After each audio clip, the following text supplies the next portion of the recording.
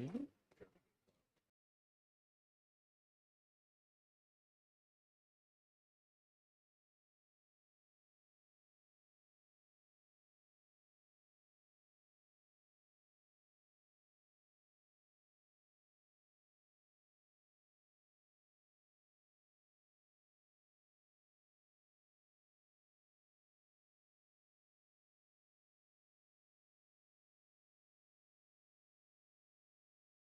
Not sure anybody signed up.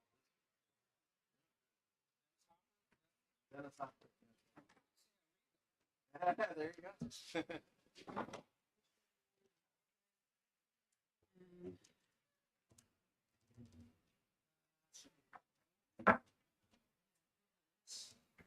That's really good.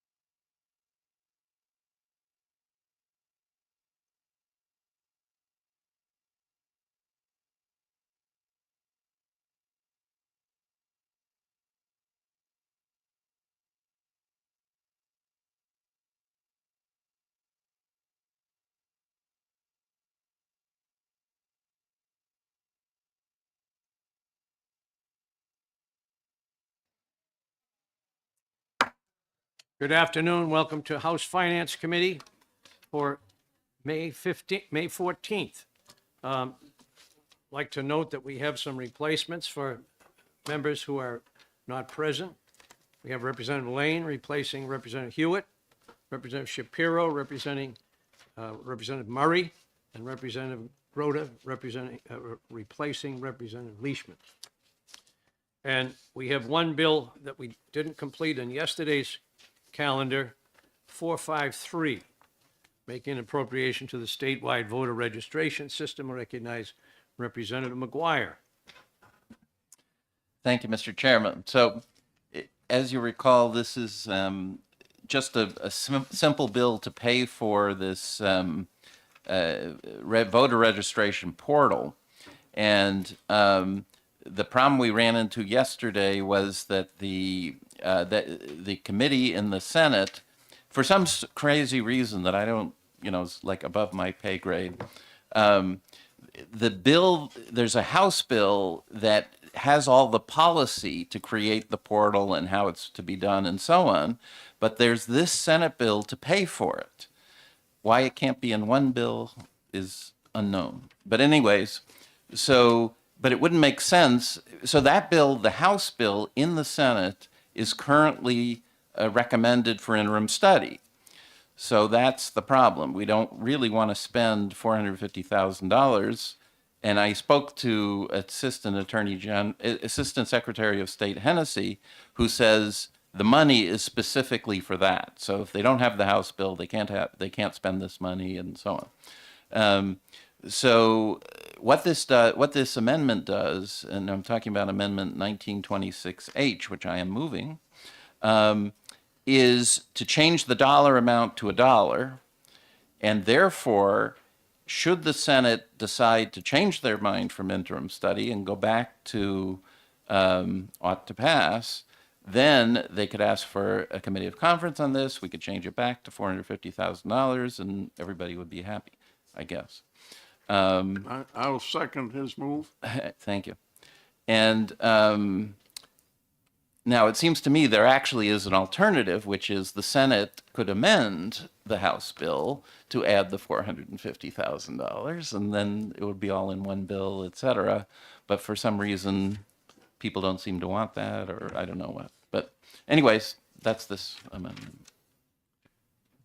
Can we adopt the, Representative Abel? Yes, thank you, Mr. Chair. I understand what Representative McGuire is trying to accomplish with this, but since the Senate hasn't actually voted and there's only a recommendation on the floor from the committee, and it's a 3-2 recommendation at that, I will be opposing the amendment. Thank you. Thank you. Further discussion on the amendment, which is 1926. If there is no further discussion, all in favor of adopting the amendment, raise your hand.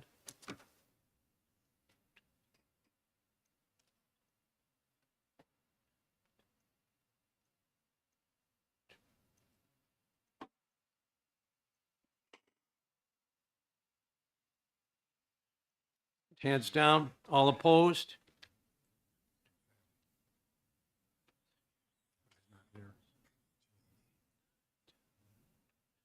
Okay, I come up 12-12 because we got one member missing. So to tie, the amendment dies. All right, we got Representative Sweeney. Mr. Chairman, I would move interim study on Senate Bill 453. Okay. We'll have Representative Popovici Mueller back shortly. He said he just needed 5 minutes. So, Sweeney? Is that Sweeney? no, Representative Sweeney moves interim study. Is there a second? Second. Second by McGuire. Further discussion?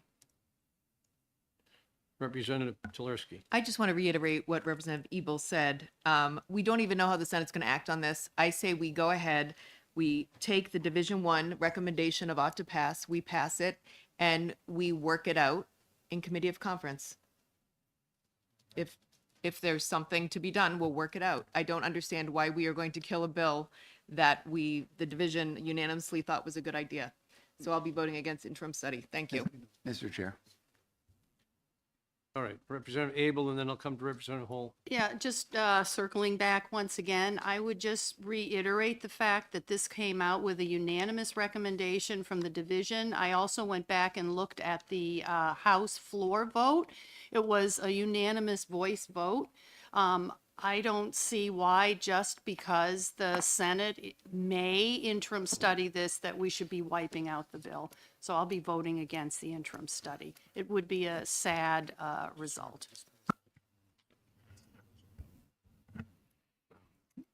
Representative Hall. Yes, thank you, Mr. Chair.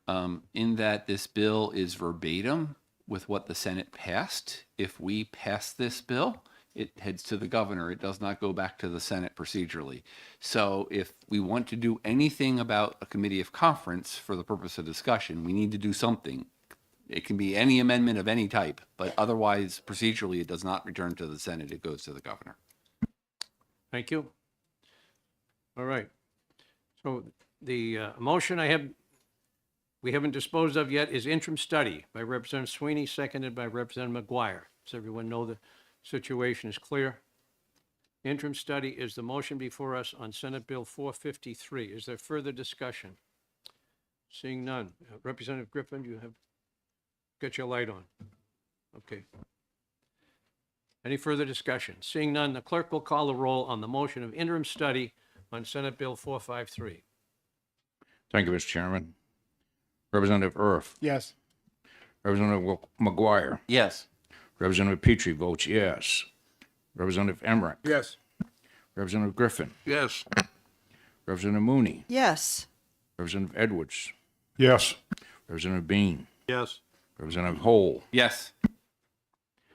Representative Sweeney, Yes. Representative Cambrils, Yes. Representative Popovici Muller, Yes. Representative Wallner, No. Representative Grody, No.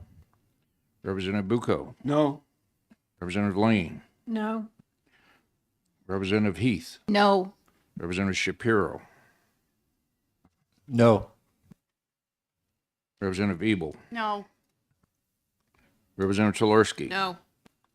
Representative Haken Phillips, YES, yes. Uh, Sorry. And oh no, I'm just trying to give you an example of what it sounds like. And oh no, no. a good S on there and a good S no.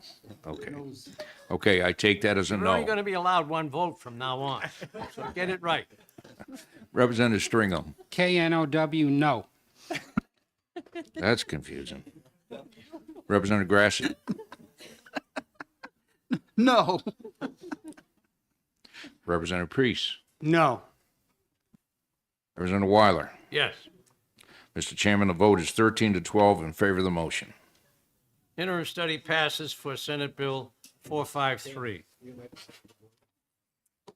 And it'll be a new blurb. There will be a minority report. Minority, yeah. Minority report.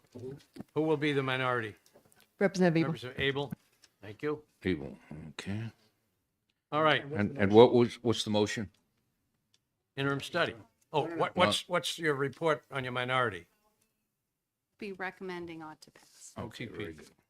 Okay, I assume that, but just to make You sure. never know. that's why we have to ask. All right. Moving on, next on our schedule is Senate Bill 217. Call on Representative Emmerich. Thank you, Mr. Chairman. I would recognize Representative Harkin Phillips for a motion. Thank you, Mr. Chair. I move ought to pass on Senate Bill 217. And I'm happy to speak to my motion when that comes time. Okay, motion is second for ought to pass on Senate Bill 217. Is further discussion? Representative Hacken Phillips. Thank you, Mr. Chair. So Division 2 heard Senate Bill 217 in committee and largely heard from one lobbyist who was really trying to deliver the deliberations he had witnessed in the other body. It's important to know that this House bill, the Senate bill, when it came to the House, looked slightly different. The it is not a loan repayment program for rural and underserved area educators. Instead, it's more of a retention payment over time to keep target areas of rural and underserved areas in public schools, those teachers committed to the work that they're doing over time. The primary intent of the bill was to support these teachers. As we all know, their professional educational expenses are exponentially increasing, and it gets harder to keep them retaining the jobs over time if they're not addressing kind of their long-term repayment programs. So the funding is intended to keep them where they are. This, in fact, would be a future budget increase for an appropriation at another time. Although the values, as you can see on page 2 of the original bill, that total incentive program does increase over time. I think the total was about $12,000. But it's like a 4-year retention program. But it is not appropriated. It's only $1 appropriation included in the bill. So this is really like aspirational program for future budgeting. As such, the committee felt it was important to retain those rural teachers where they are, and noted that this is also similar to a healthcare provider program that the state supports. So we felt, I guess a 6-2 vote, we felt it was important as an ought to pass. Thank you. Further discussion on Senate Bill 217. Representative Emmerich. Thank you, Mr. Chairman. In committee, I say I agreed with the intent of this bill. It had the cost was $1, so it was not an expensive bill. However, it did obligate future legislature to fund it. Since we had this committee meeting, the amount of liability we have for the Sununu Center has grown exponentially. So I'm very reluctant to commit a program for a future legislature when we're going to be handing off a huge liability on the Sununu Center. So I cannot support the bill at this time. Further discussion. Representative Heath. I'd just like to talk a little bit about those school districts in our most rural areas and the difficulty that they have attracting teachers. This would be an incentive that would encourage our young new teachers going to places that they might not otherwise go. And actually, ESEA, our Title I dollars, often provide these incentives, so it may be something that the Department of Education could use some federal dollars for. I don't know the answer to that, but I think we need to think seriously about those school districts that is very difficult. Right now, there are school districts that are using VLAX as the means by which they teach AP courses, advanced science courses, math courses, and it would be so much better if they could attract teachers to those areas. Thank you very much, and I hope you'll consider it the OTP motion. Further discussion. Representative Hull. Thank you, Mr. Chair. Currently, there's no financial note on this or even an estimate other than the $1. The modified bill as passed by the House is roughly $12,000 per applicant of reimbursement grants. Not understanding the number of teachers that's eligible, if actually every one of the approximately 15,000 teachers was eligible, we're talking over $100 million. And I don't know how many teachers would be eligible to move to these new areas. Do we have any information for that? Does anyone know the answer? I don't have an exact figure, but the number of teachers in our rural school districts is, I would say, in the low numbers, in particular subject areas. So I would not say they would be, I'm not sure. I can't give you an exact number. Representative Hacken-Phillips. Mr. Chair, some of the testimony that Division 2 heard was about teaching eligibility in these areas. And we were reminded that there were some alternative pathways to teaching in our state through an Alt 3 or Alt 4 track, which would basically be people who are not certified teachers in our traditional understanding of who becomes a teacher, but instead those who have a college degree or credit hours in a certain teaching educational area and have experience in the field who can either become a teacher or a paraprofessional through these additional pathways. This provides, it's really getting at the teacher shortage that we're seeing across the state and provides an alternative pathway for folks to get into the profession. This program is meant to also be available to those folks. So we're not talking about the limited teachers in the rural area of our state, but also trying to draw some of the experts from our areas who might be willing, in a second career to come and serve in our schools. So, there was not data analysis provided, but I can tell you it's not 15,000 teachers who are eligible for this rural targeted incentive program. Thank you. And we're losing about 3% of the students every year, so you would think that the losses would be keeping up with the teachers. Anyway, further discussion. Representative Holt, you have your light on. Did you want to say anything? There's no further discussion. The clerk will call the roll on the motion of ought to pass on Senate Bill 217. Thank you, Mr. Chairman. Representative Earth. No. Representative McGuire. No. Representative Petrie votes no. Representative Emmerich. No. Representative Griffin. No. Representative Mooney. No. Representative Edwards. No. Representative Bean. No. Representative Hole. No. Representative Sweeney. No.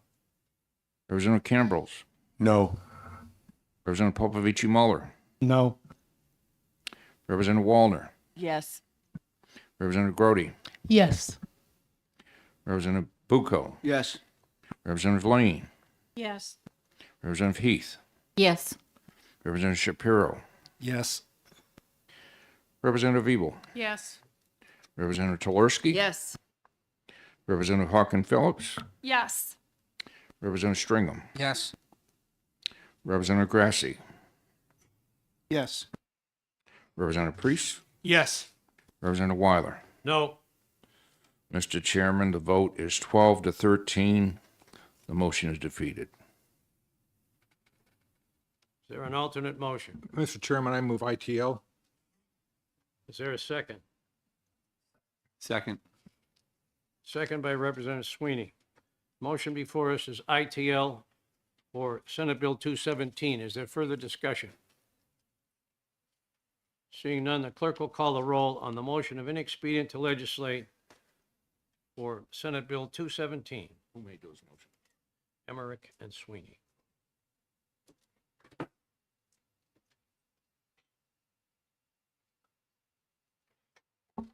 Good. Thank you, Mr. Chairman. Representative Earth. Yes. Representative McGuire. Yes. Representative Petrie votes yes. Representative Emmerich. Yes. Representative Griffin. Yes. Representative Mooney. Yes. Representative Edwards. Yes. Representative Bean. Yes. Representative Hole. Yes. Representative Sweeney. Yes.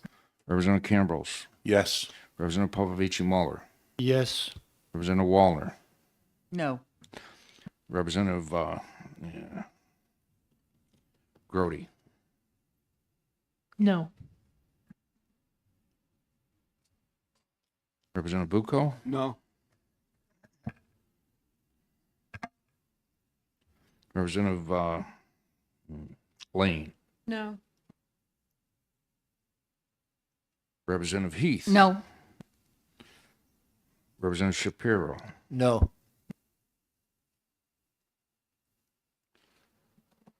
Representative Ebel. No. Representative Tolerski. No. Representative Haken Phillips. No. Very good. Representative Stringham. No. Representative Grassi. No. Representative Priest. No. Representative Weiler. Yes. Mr. Chair, the vote is 13 to 12 in favor of the motion.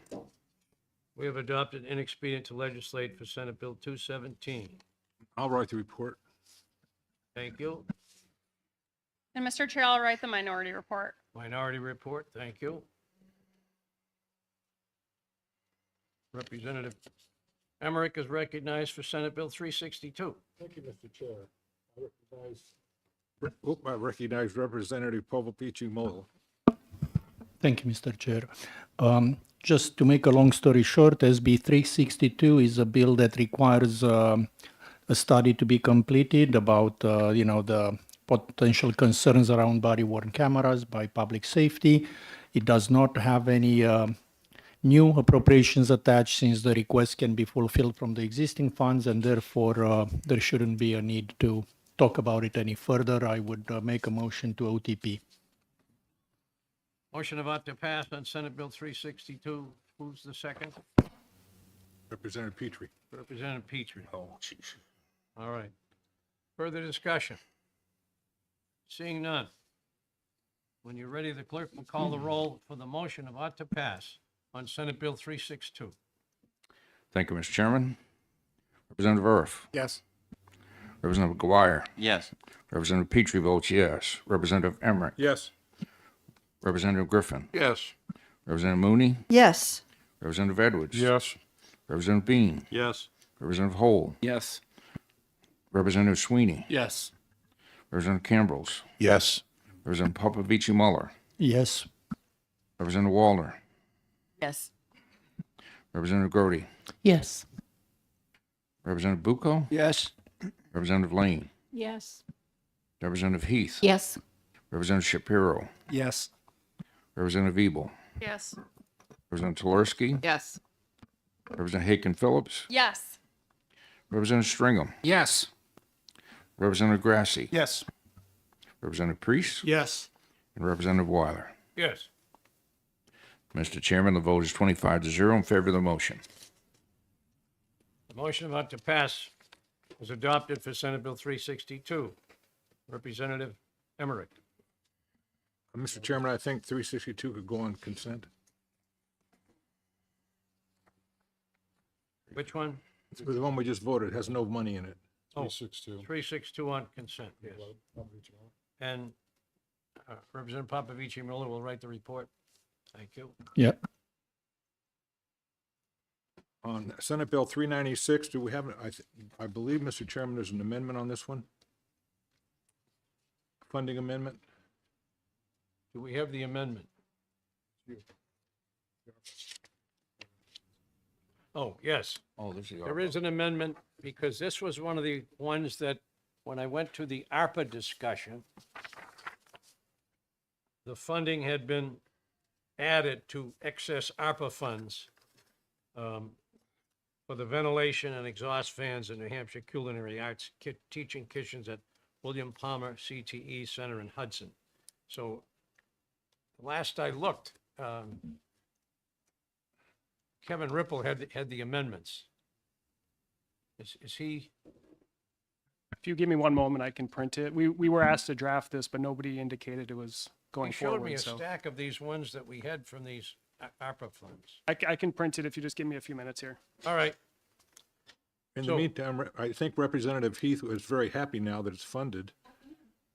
So would you like to speak to the bill? Do we need to wait for the amendment?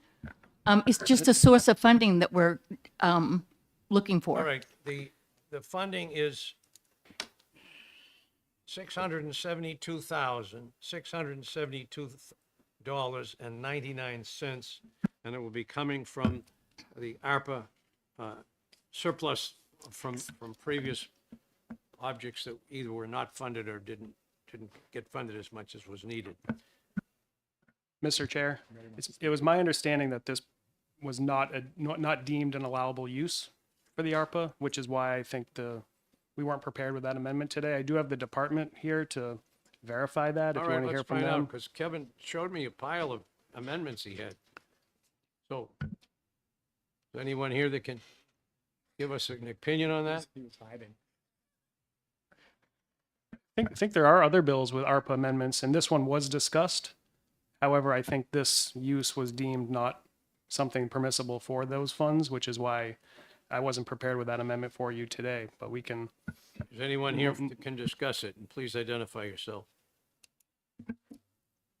Good afternoon, Melissa White, Division Director for Learner Support at the New Hampshire Department of Education. This particular project would not qualify for the ARPA funds because of all the federal requirements needed for construction. This has already happened in the past. We can't go back and come into compliance with the federal requirements in the past, so that it would not qualify. That's right. This does have a deadline for construction.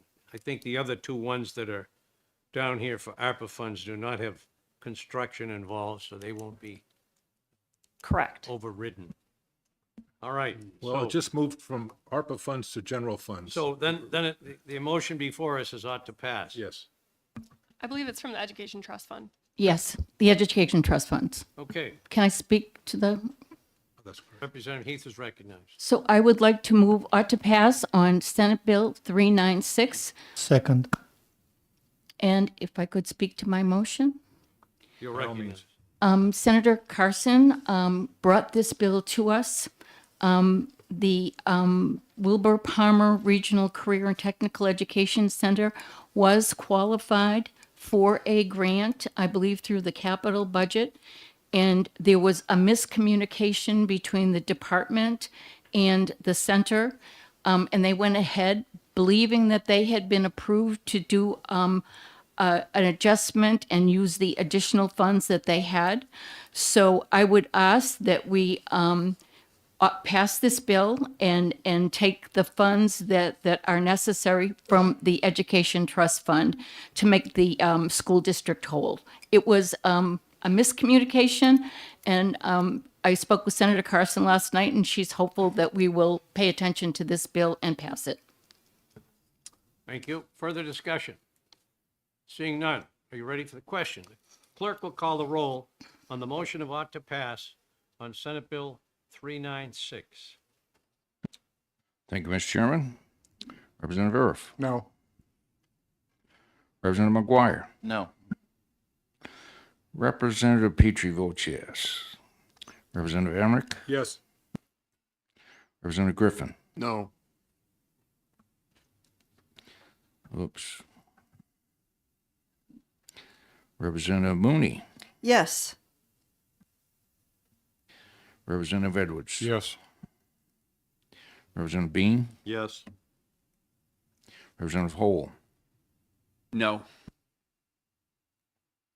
Representative Sweeney. Yes. Representative Cambrils. Yes.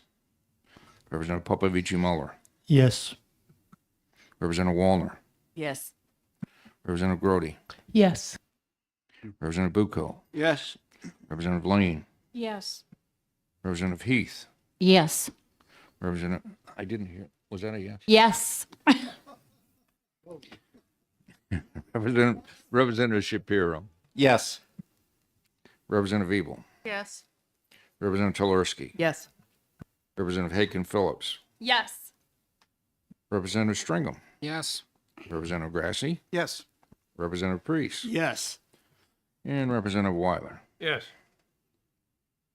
Mr. Chair, the vote is 21-4 in favor of the motion. Motion 21-4, we have adopted ought to pass. Is there going to be a minority report? You're writing the majority report. Will there be a minority report from those who voted no? Okay. None is reported. So is there no cost to those? Yes. I just said the money, $670. All right. Representative Emmerich is recognized for Senate Bill 352. Oh, wait a minute. 311. Getting ahead of myself? Yep. Senate Bill 311. This one I do have an amendment for. Doesn't involve construction. We'll see.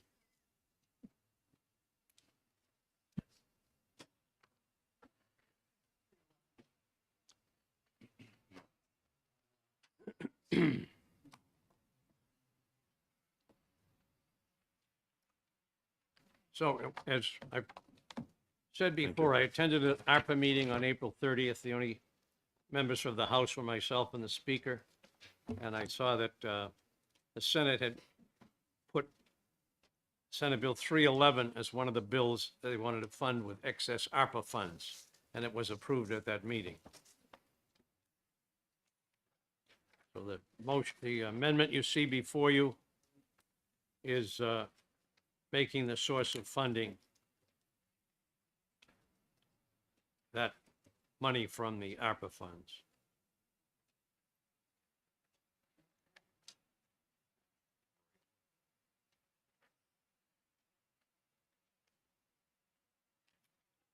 All right, I move the amendment. Is there a second?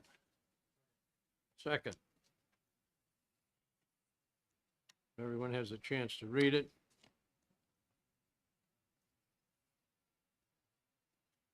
So this is only for this current year. This will be, I think, the third year that the town has received property tax abatement. That was an important item. I did represent Hampstead when all this was ongoing. The town was not in favor of it. This was to allay some of their complaints about adopting this hospital in their town. And they, of course, I think expect it to continue, but for this year, this is the one-time payment that will be approved for this year.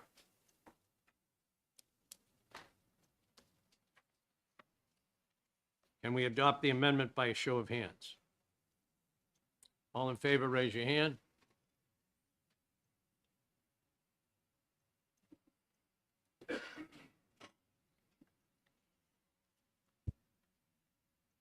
Hands down. Any opposition? Didn't think they, any, so the amendment is adopted. I would now move ought to pass on Senate Bill 311. With amendment. As amended, OTPA. Who was the second? Edwards. Edwards, okay. Further discussion? Representative Stringham. Senate Bill 311 provides a one-time payment to the town of Hempstead for $191,000 in fiscal year 2025 to offset the impact of the town's property tax base resulting from the state's acquisition of the Hempstead Hospital. Hempstead Hospital is an accredited specialty hospital that serves acute psychiatric and substance abuse disorders for the needs of children, adolescents, and young adults. As a state-owned facility, the state does not pay property tax, and therefore payment in lieu of taxes, or a pilot, is used on occasion in New Hampshire to offset lost revenues or to offset added costs. This payment was anticipated in last year's HB2, but reportedly was inadvertently excluded in the Senate version of the bill. As amended, this payment would largely come from federal funds or ARPA funds. So I move support ought to pass. Very good. And you're writing the report and it's already written. Is there a second? I'll second it. It was already seconded. It's already seconded, okay. All right, motion is ought to pass as amended, and the amendment is before you, 1867. Representative McGuire. Thank you, Mr. Chairman. So I caught the phrase on occasion that we do this, and I'm wondering, is there any kind of principle reason why we do it in this case and not some other case and so on? I mean, I've never heard of one. I have. Connecticut River Valley. I don't mean that I haven't heard of payments being made. I haven't heard of a reason why we do it here and not there. Do you see what I mean? Because I could certainly come up with cases where we don't make some kind of payment like this. It's always up to the legislature. Mr. Chair, may I offer? Representative Edwards. I don't think this is describes a principle as much as a real situation. You know, with Hampstead, they had a long-standing history with the private ownership of the Hampstead Hospital, and when the state bought it, the Hampstead lost a significant amount of real property taxes. And when we went in there as a state, we increased the level of acuity of the patients that would be seen there. And we have had a series of disruptions relative to what had happened prior to our takeover that has brought into bear fire, EMT, police. And so we've taken their property tax revenue away. We've increased their costs on their local taxpayers. And so this is a good faith commitment in this case to try to keep them whole while we transition into getting the kind of stability that we really expect at the Hampstead Hospital. I don't think this precludes future negotiations, but I think it is fundamentally a reasonable transition thing to do. And they've had to hire 2 more police officers because of complaints. Representative Bean, did you have? No, sorry. Further discussion on the motion of ought to pass as amended on Senate Bill 311. Seeing none, the clerk will call a roll on the motion of ought to pass as amended. Thank you, Mr. Chairman. Representative Erf. Yes. Representative McGuire. Yes. Representative Petrie votes yes. Representative Emmerich. Yes. Representative Griffin. Yes. Representative Mooney. Yes. Representative Edwards. Yes. Representative Bean. Yes. Representative Hole. No. Representative Sweeney. Yes. Representative Cambrose. Yes. Representative Popovici Muller. Yes. Representative Wallner. Yes. Representative Grody. Yes.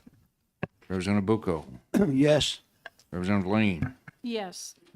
Representative Heath. Yes. Representative Shapiro. Yes.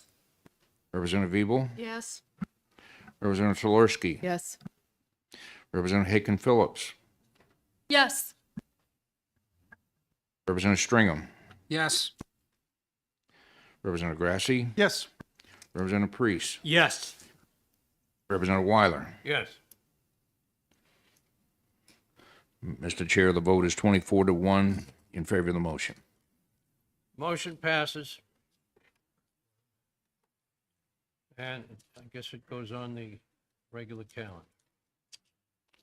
Okay. What was your question? He's written it already. Representative Stringer. He's written the report. Recognize Representative Edwards. Thank you, Representative Weiler. 352 is an important bill to highlight our support for the increased risk that our active and retired firefighters have taken on our behalf. It came to us as a good bill. We had some debate. We came out with an amendment that is an amendment number I don't have in front of me. Is this the amendment? Yes. Okay, so the amendment number is 1915. This amendment was discussed. It had bipartisan support within the Division 3, and because it was also simultaneously being coordinated with the involved community. So I think this has community support. And because of that, I would look to Representative Tolarski if you want to offer an amendment, or not an amendment, excuse me, a motion. Thank you very much. I'd like to make a motion of ought to pass with the intention of introducing the amendment. Is there a second? Second. Motion and a second for ought to pass.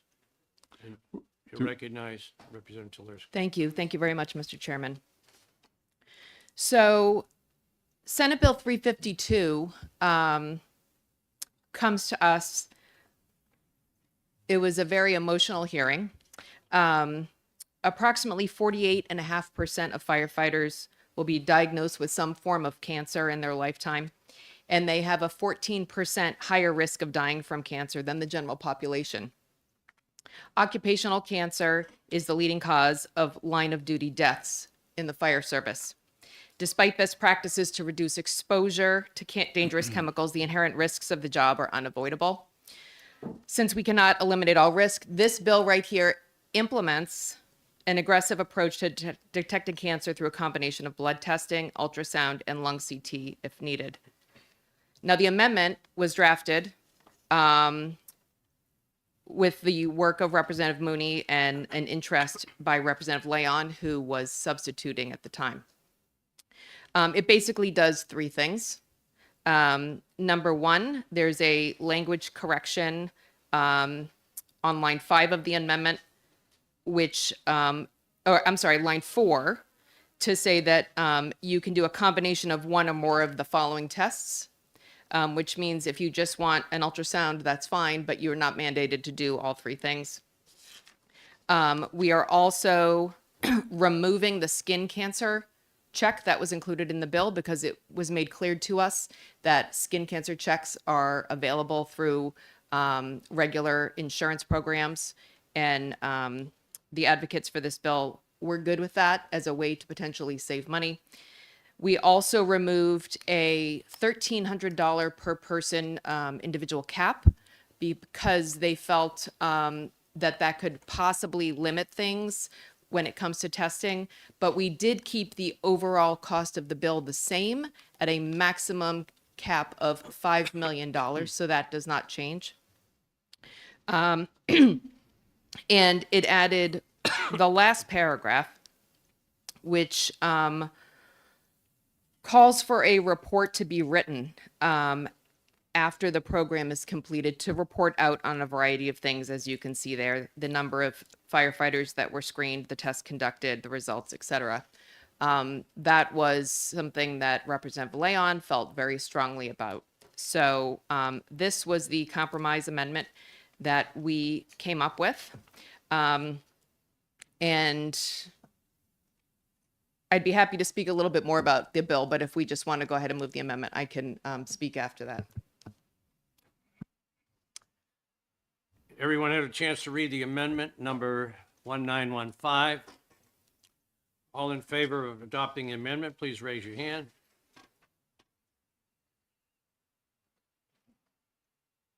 Unanimous.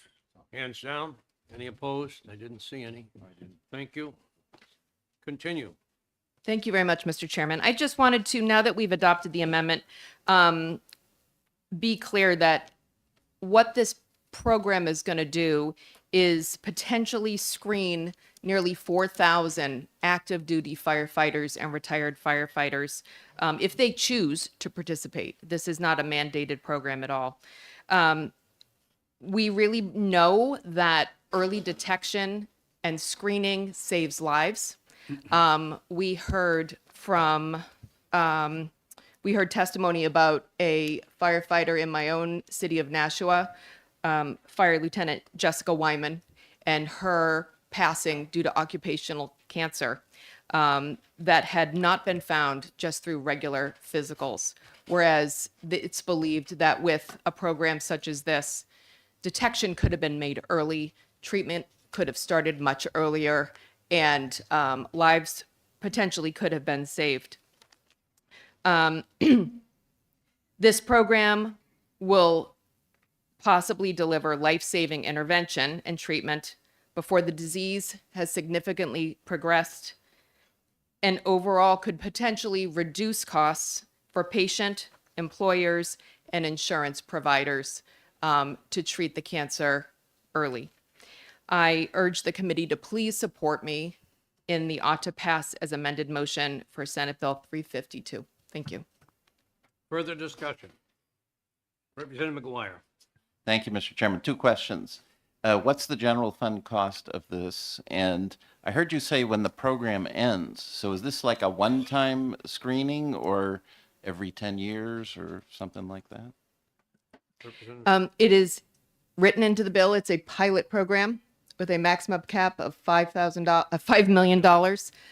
So the intention is to offer this program to those who want to participate. And yes, it will end. So, Sarah, may I jump in there? Did you have a second question? I asked two. What was your second question? One was, what's the cost? And one was, is it I ongoing? guess both of those are answered. Yes, but But the value of the report that we added in the amendment is to document the value and utility of the program. And it's been said that if we partner with a clinical research facility, we may actually provide some information that will be useful around the nation. So this is viewed as a one-time project with a report to tell us the value and benefit of it. Further discussion? Seeing none. Clerk will call the roll on the motion of ought to pass as amended by Amendment 1915 on Senate Bill 352. Thank you, Mr. Chairman. Representative Erf. Yes. Yes. Representative McGuire. Yes. Representative Petrie votes yes. Representative Emmerich.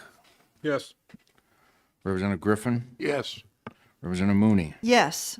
Representative Edwards. Yes. Representative Bean. Yes. Representative Hole. Yes. Representative Sweeney. Yes. Representative Kimbrels. Yes. Representative Popovici Muller. Yes. Representative Wallner. Representative Grody. Yes. Representative Bucco. Yes. Representative Lane. Yes. Representative Heath. Yes. Representative Shapiro. Yes. Representative Evil. Yes. Representative Telersky. Yes. Representative Haken Phillips. Yes. Representative Stringham. Yes. Representative Grassi. Yes. Representative Priest. Yes. Representative Weiler. Yes. Mr. Chair, the vote is 25 to nothing and vote in favor of the motion. And the motion of ought to pass as amended is passed on Senate Bill 352. And I believe Representative, I'll submit the majority report. Thank you. thank you. Representative Edwards for Senate Bill 355. Thank you, Mr. Chair. This is the 355 is a Senate bill to create a new screening program for a disease among newborns that I'm not going to try to pronounce. It's often referred to as CMV. The idea here is that given that this is new, we're going to be bringing an amendment forward at the request of the Hospital Association in anticipation that we may pass this to change the effective date so that they have an additional 6 months after passage to prepare for everything that they need to do in order to support the mandate that we're imposing on them. So, I'm going to ask Representative Mooney to elaborate and make a motion. Thank you, Mr. Chair. I believe an amendment at this point is being distributed. It should be an amendment we've discussed several times in Division 3, and I can explain what it does, assuming I have the right document in front of me. Thank you. Thank you. So this does what I want, plus the effective date. Wait a minute. There's no effective date on this. We got two amendments. Okay, so two Yep. amendments. Okay, I understand now what's going on. There are two amendments now in front of everybody, and I'm going to advocate for both, if that's okay. First of all, I would like to move the adoption of amendment number 2024-1878H. Second. Thank you. I'd like to speak to that motion. You're recognized. So this bill, Senate Bill 355, does three things as amended, assuming we adopt the amendment that's in the motion right now. The first is that it directs the Commissioner of the Department of Health and Human Services to amend a rule to require individuals conducting newborn hearing screening and diagnostic hearing evaluation reports to include the results of the screening if the infant does not pass. Secondly, the amendment in front of you, 1878H, allows parents to opt out of CMV screenings. Thirdly, the amendment in front of you directs the Department of Health and Human Services to provide information on the importance of early detection through the newborn screening program and include an update on targeted newborn CMV screenings to the Oversight Committee for inclusion in the department's annual report. That is what this amendment does, and I would ask for its adoption. Motion to adopt Amendment 1878 on Senate Bill 355. Is there any further discussion? Seeing none, will you accept a hand count for the adoption of the amendment? All in favor, raise your hand. Hands down. Any opposed? Okay, you've adopted Amendment 1878. I believe the next amendment amends the effective date on that amendment. Yes, I could certainly make that motion. I would move the adoption now of additionally Amendment Number 2024-1934H. Second. Motion and a second. Describe your amendment. Thank you. Representative Wallner, first and foremost, is the sponsor of this amendment. But what it does is simply changes the effective date. Through the Hospital Association and others that have to actually implement Senate Bill 355, this date is far more reasonable. And so for that, I fully endorse the Wallner Amendment Number 1934H and ask that everyone else adopt it too. Thank you. Representative Erf. Mr. Ripple, can I just ask you a question? Sure. Does it matter what order we approve the amendments in? The reason I ask is the second one says replace section 2 with the effective date, and section 2 is not the effective date. Correct. It's drafted this way because in the bill, in the unamended version of the bill, section 2 is the effective date. So if the committee were to pass both of these, we would combine them, and the effective date would replace section 3 in the amendment. Thank you. Thank you. Mr. Chair. Thanks for catching that. Representative Hull. So if I understand Mr. Ripple correctly, there would be a new amendment number merging these two. That would be the committee amendment. That's correct, yes. Okay, is everyone clear with that? Okay, Representative Mooney's recognized. Thank you. At this point, I would request a vote then on Amendment Number 1934H. All in favor, raise your hand. Hands down. Any opposed? That's adopted. And by the description, they will be merged. So I can now move ought to pass as amended on Senate Bill 355. Representative Wallner for a second. Yes, Representative Wallner seconds. Further discussion? I would just add, Mr. Chair, this bill allocates only $26,000 of taxpayer money from the general funds to fund a portion of a part-time position to implement the policy within Senate Bill 355. Thank you. Further discussion on Senate Bill 355? Seeing none, the clerk will call the roll on the motion of ought to pass as amended on Senate Bill 355. Thank you, Mr. Chairman.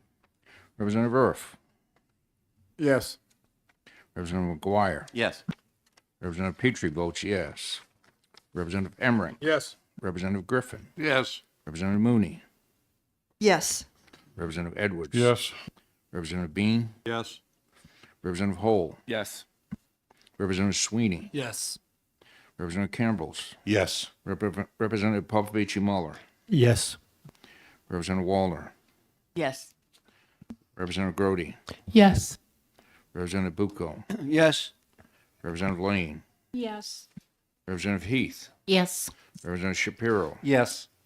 Representative Ebel. Yes. Representative Tulersky. Yes. Representative Haken Phillips. Yes. Representative Stringham. Yes. Representative Grassi. Yes. Representative Priest. Yes. Representative Weiler. Yes. Mr. Vote, the chairman, Mr. Chairman, oh boy. The vote is 25-0 in favor of the motion. Ought to pass as amended is adopted for Senate Bill 355. Moving on to page 2. Representative Edwards. Thank you, Mr. Chair. Senate Bill 404, relative to expanding child care professionals' eligibility for the Child Care Scholarship Program. Division 3 was unanimous in accepting this with amendment 1921. And so I would turn to Representative Wallner for a motion.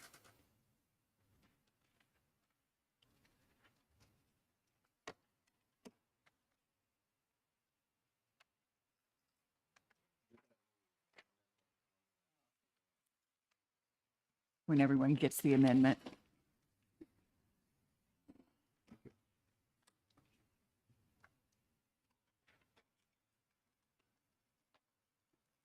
And for the rest of Division Three, as this is going on, I'm turning to the people who committed to writing the committee reports to make the motion.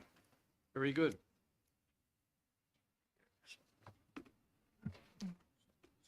I'm just waiting for everybody to do that. Okay. So I move ought to pass on amendment 20241921H on Senate Bill 404. Second. Any questions? All in favor of adopting the amendment, please raise your hand. Hands down. Any opposed? Motion is adopted. Representative Wallner. So what the what the bill does is it provides that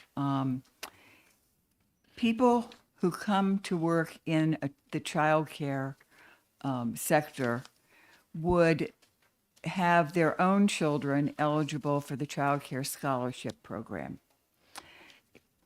Childcare has been having a very difficult time, as you probably all know from reading and hearing about childcare. Very hard time retaining and recruiting a workforce. And this is just one tool that would be in the toolbox of employers to attract employees to the childcare field. So if a person was interested in being a childcare provider, but they had young children of their own, and as you know, childcare is very expensive, so they decide that they would take a job in childcare, but they would need assistance with their own child's tuition in the child care center or with the family child care provider. This bill would allow for there to be some help for those families. Child care tuition scholarships are on a sliding fee scale, so all families pay something. Some pay more, some pay less, depending on their income and their family size. The bill as writ, the amendment actually made the eligibility up to median income, families with incomes up to median income. I'm glad to answer questions if people have them. Questions from the committee? Representative McGuire. Thank you, Mr. Chairman. So, yeah, my question for Representative Wellner, are you saying that this makes child care providers eligible for the program, and assuming that they otherwise wouldn't be, that their income is too high to otherwise qualify? Is that it? So their income has to be between some kind of level, right? Below median, but above whatever the qualifies you? Is that right? Yes. In order to receive a child care scholarship, help paying for child care, you it's under 85% of state median income. For people going into the child care field, it just raises that to median income. Further questions? Representative Irv. Thank you, Mr. Chair. Can you speak to the likelihood of the Federal Department of Health and Human Services granting the waiver so that federal funds would cover their cost? Well, I certainly have my fingers crossed that that will happen. There are other states that are looking at this, and I believe actually it is Kentucky where this is already taking place. So I think this is something that we're going to see the federal government looking at closely. So I'm certainly optimistic that we will have this waiver or request for a waiver accepted. We do receive considerable amount of funding for childcare through the federal government. Further questions? Representative Mooney. Thank you, Mr. Chair. I just want to point out, when this bill was originally introduced, the fiscal note for fiscal year 2025 was between $18 to $26 million. The House amended it in the Policy Committee to be about 2.5, and now it's down to $1 million, covered likely by federal funds. I want to commend Division 3. I'll be voting for this amendment. Thank you.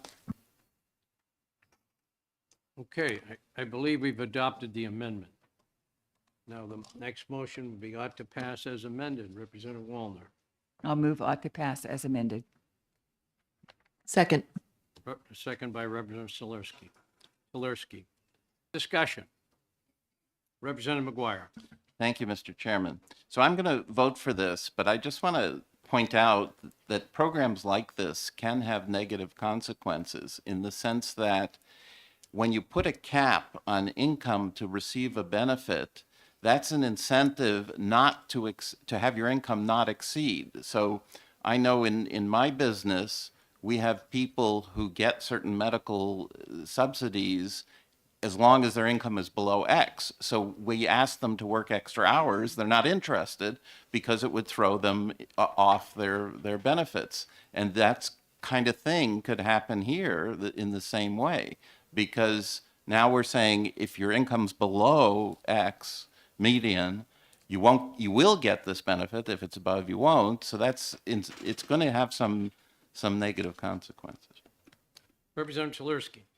Thank you, Mr. Chairman. I just want to point out that the nature of this bill is actually a win-win for our workforce issue and our child care crisis that the state is currently experiencing. If this bill passes and attracts someone who is not in the workplace right now because they don't have childcare, if they decide I can become a childcare worker, I can re-enter the workforce, have a little bit of assistance in paying for my own child's childcare, that adds a worker to a childcare center, which allows the childcare center to then open up more spots for children, which allows more parents to enter the workforce because there's more places to put their children. So I'll be voting for this bill. Thank you. Further discussion. Seeing none, the clerk will call the roll on the motion of ought to pass as amended by Amendment 1921 on Senate Bill 404. Thank you, Mr. Chairman. Representative Earth. Yes. Representative McGuire. Yes. Representative Petrie votes yes. Representative Emmerich. Yes. Representative Griffin. Yes. Representative Mooney. Yes. Representative Edwards. Yes. Representative Bean. Yes. Representative Hole. No. Representative Sweeney. Yes. Representative Cambrils. Yes. Representative Popovici Muller. Yes. Representative Wallner. Yes. Representative Grody. Yes. Representative Bucco. Yes. Representative Lane. Yes. Representative Heath. Is, okay. Representative Shapiro. Yes. Representative Ebel. Yes. Representative Tolarski. Yes. Representative Haken Phillips. Yes. Representative Stringham. Yes. Representative Grassi. Yes. Representative Priest. Yes. Representative Weiler. Yes. Mr. Chairman, the vote is 23-1 in favor of the motion. Proposal is adopted. Representative Edwards, Senate Bill 406. Yes, sir. Senate Bill 406, this is just to keep everyone on their toes. This is about making an appropriation to the department to increase rates for shelter programs. And Division 3 had recommended an ITL on this along party lines. What we've gotten some new information, though, from the chairman, who attended an ARPA meeting and said that the ARPA funds would be available to support this. And I believe Mr. Ripple is passing out an amendment to saying such a thing. And because we have a funding source for this, albeit a one-time funding source, it may change some minds of the people who considered this in Division 3. Thank you. I'll be going, when that gets handed out, I recommend we go to Representative Stringham. Oh, no, not Stringham. Representative Hull. I was the person who made the motion ITL, so maybe someone else wants to make the motion if it's with the amendment. I would like to move reconsider, since this is for the negotiation status with the Senate. The Senate tacked this onto the ARPA funds, and they placed this as a priority.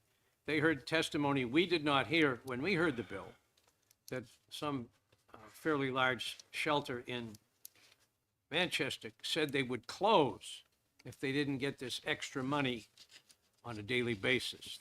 And there was, I think, 100 beds up for grabs, so the Senate heard that. I don't know why that same person didn't come and speak to us, but we didn't hear it. I think all the testimony we heard, people were fairly happy with going up from 8 to 20. So we decided we didn't need the extra money, but now he's insisted that he wants to use this money and he wants to pass this bill and add the 25 per day versus the 20 per day to the people that provide shelter. So Representative Weiler, I'd like to make a motion to adopt your amendment 2024-1866. Well, I think first we've got to reconsider the ITL motion. No, no, there's no motion before the committee. That was at a subcommittee. All right, that was a recommendation. All right, go ahead. I would like to move, we pass amendment 1866 hotel. All right. A motion to adopt Amendment 1866. Further discussion? Seeing none, all in favor? What? You have a Representative Irv. If somebody could speak to, so the bill had a subsection 2 under Part 1, which is getting wiped out. Was that intentional? Let me see what that says. Right here.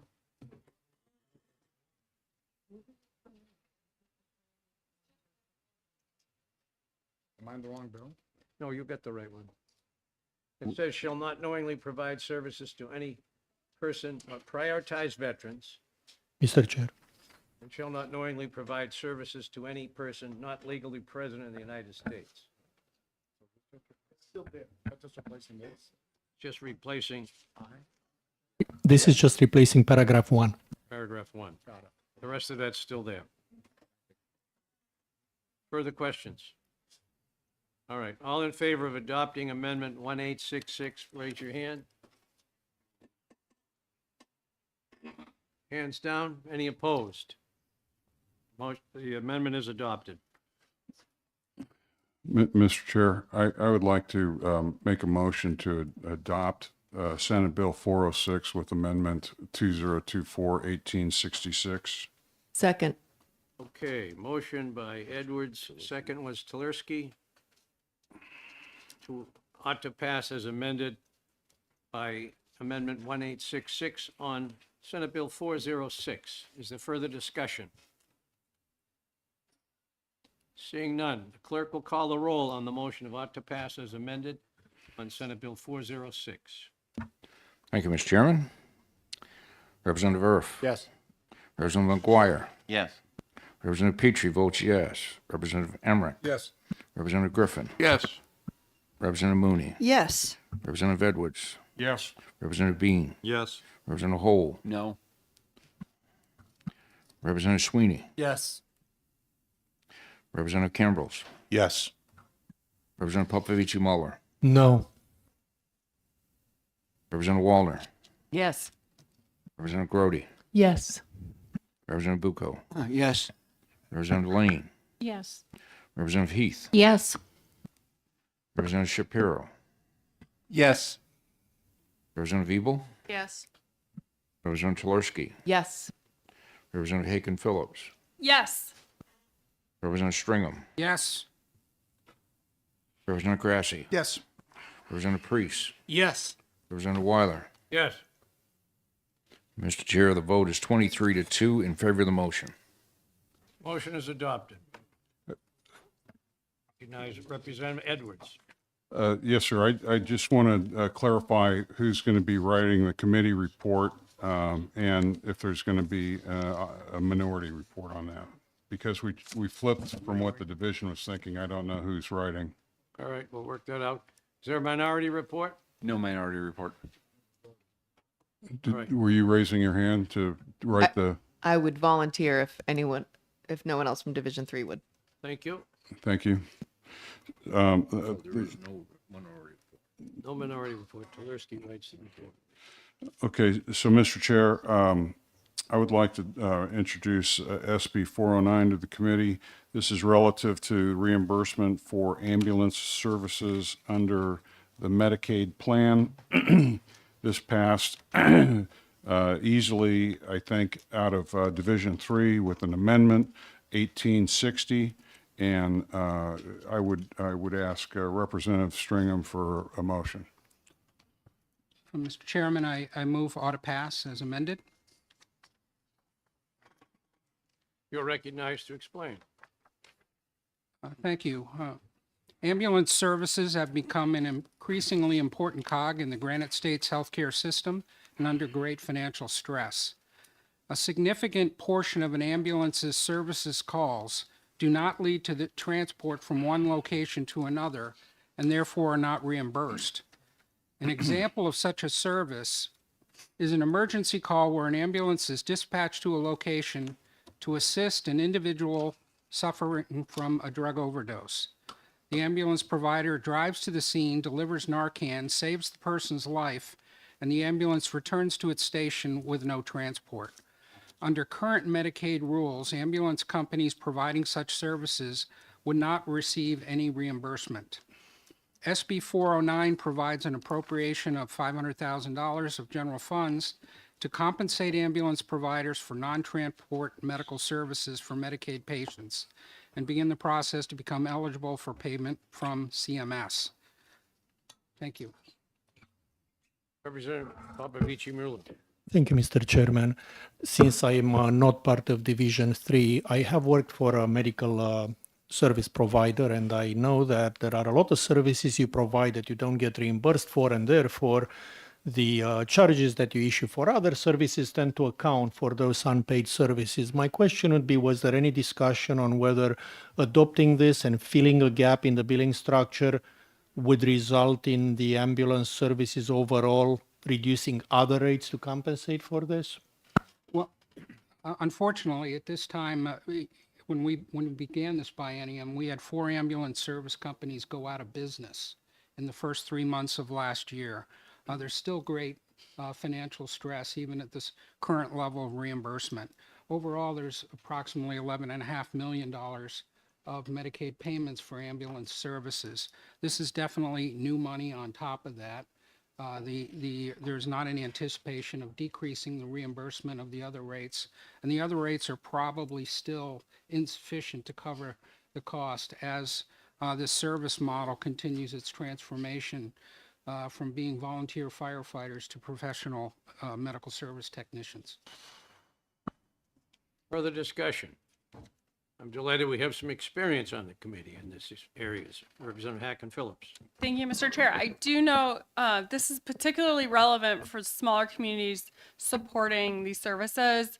You might imagine that larger cities or towns that have multiple ambulatory services and calls with a large budget may not feel the effects of as much as smaller towns with smaller budgets. So, one ride, 2 rides can really blow up, their expectation of what they're going to be spending on these services. So I really think this is something our rural communities can benefit from, and I support the motion.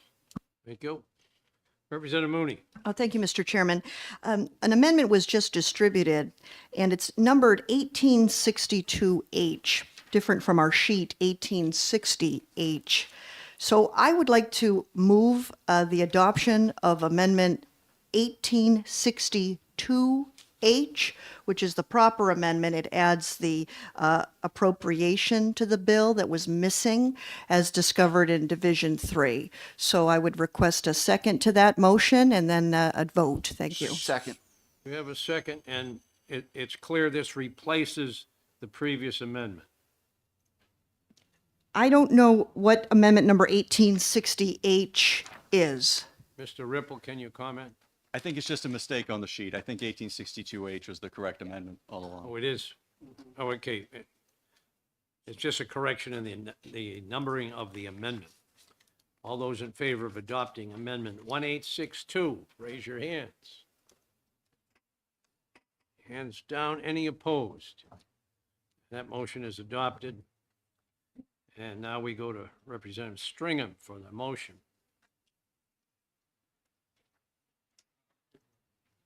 He's probably got the report written. Well, I would say pretty, what I said before still holds, so nothing else to add to that. You move on to pass as I amended. move on to pass as Second. amended with 1862. All right. Further discussion on the vote of ought to pass as amended on Senate Bill 409?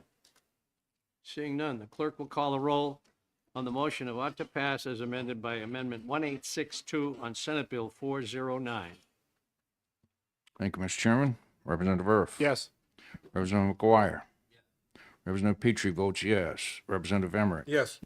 Representative Griffin. Yes. Representative Mooney. Yes. Representative Edwards. Yes. Representative Bean. Yes. Was that a yes? Oh, I'm sorry. Representative Hole. Yes. Representative Sweeney. Yes. Representative Campbells. Yes. Representative Popovich Muller.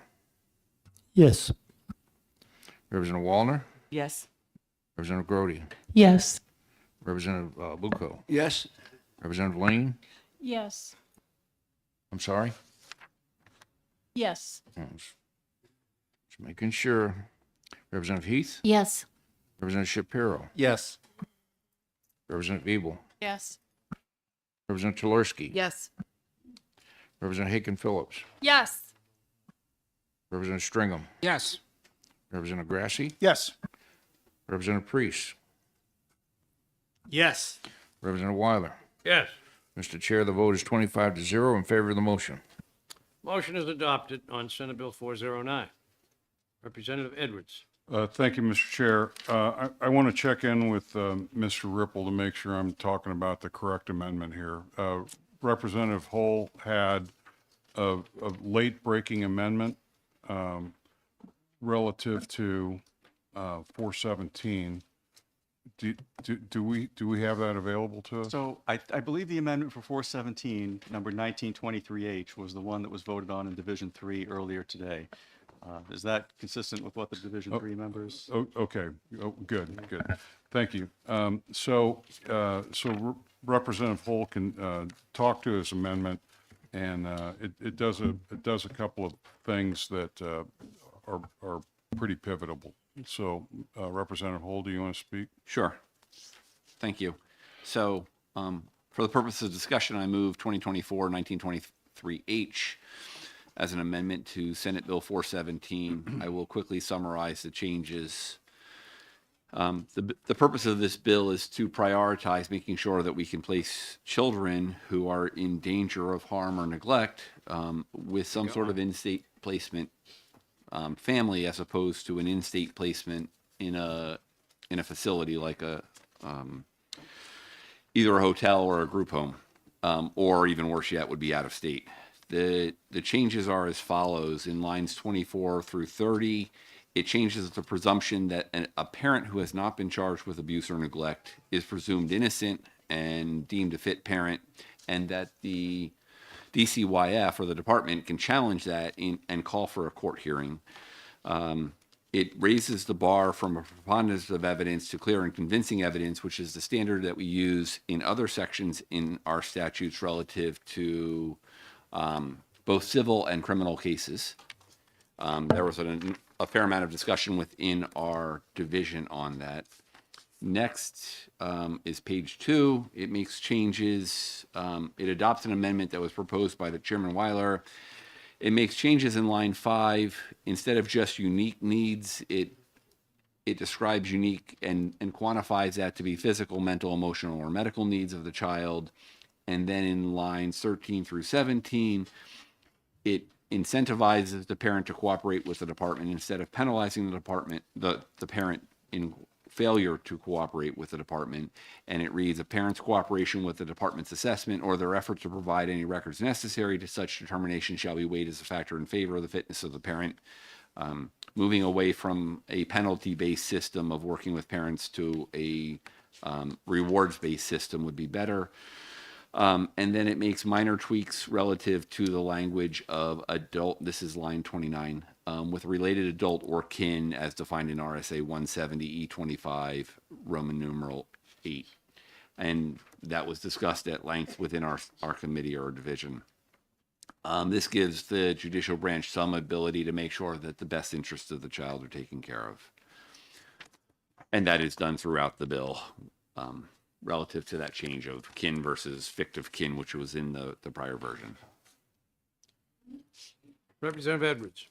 Thank you, Mr. Chair. Representative Hall, you put this on page 2, lines 16, 17, and 18. Yes. The fact Thank that parent you. owns a firearm Thank shall you. not make a home unsafe nor be weighed against the parent. Could you explain what the motivation of why that's important to have in there? Are we experiencing issues where a gun has caused a poor determination? So thank you. I apologize to the committee for not bringing that up. It is a significant change. We have seen evidence in looking at the Bridges files where the mere presence of a firearm is now weighed against a parent. Ownership or possession should not be. We already have under our current laws under 650C, right, an entire chapter of law relative to negligent storage of firearms. So if the family is misusing or misstoring a firearm, it's already a criminal, a violation of our criminal code and is at a misdemeanor or felony level. So obviously, we're not talking about failure to store these correctly. We're talking about the mere presence of one in the home or that the parent owns one. And we've seen enough evidence that that is an issue that this amendment would correct that to make sure that that is not a baseline issue against the family. Thank you. Further discussion. Representative Telersky. Thank you very much, Mr. Chair. I do have a problem with a couple parts of this, but I'll just point out two.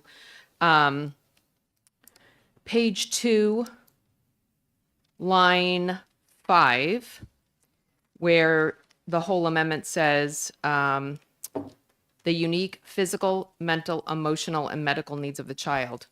The original bill said the unique needs of the child and whether or not the parent is adequately prepared to address those needs.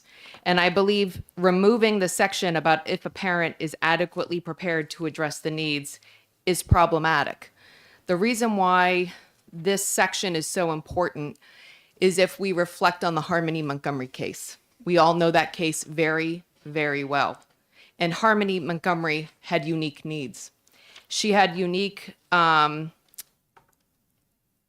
developmental needs, and it is clear that her parent was not prepared to address those needs. So I feel removing that section there is really problematic in that circumstance, which we all know so well. The other thing with that section is Representative Hole went on to list physical, mental, emotional, medical. What is he missing? There's not educational in there. A child may have educational needs that we need to address when considering the best place for a child. So that's my problem with that section.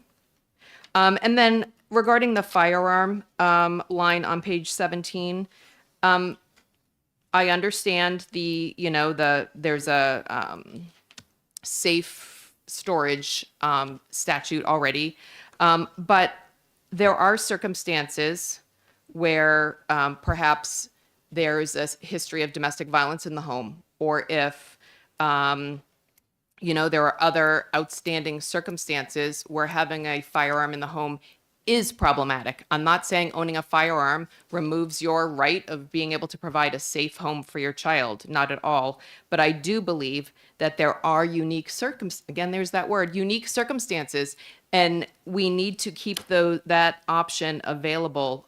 So I cannot support this amendment. Thank you.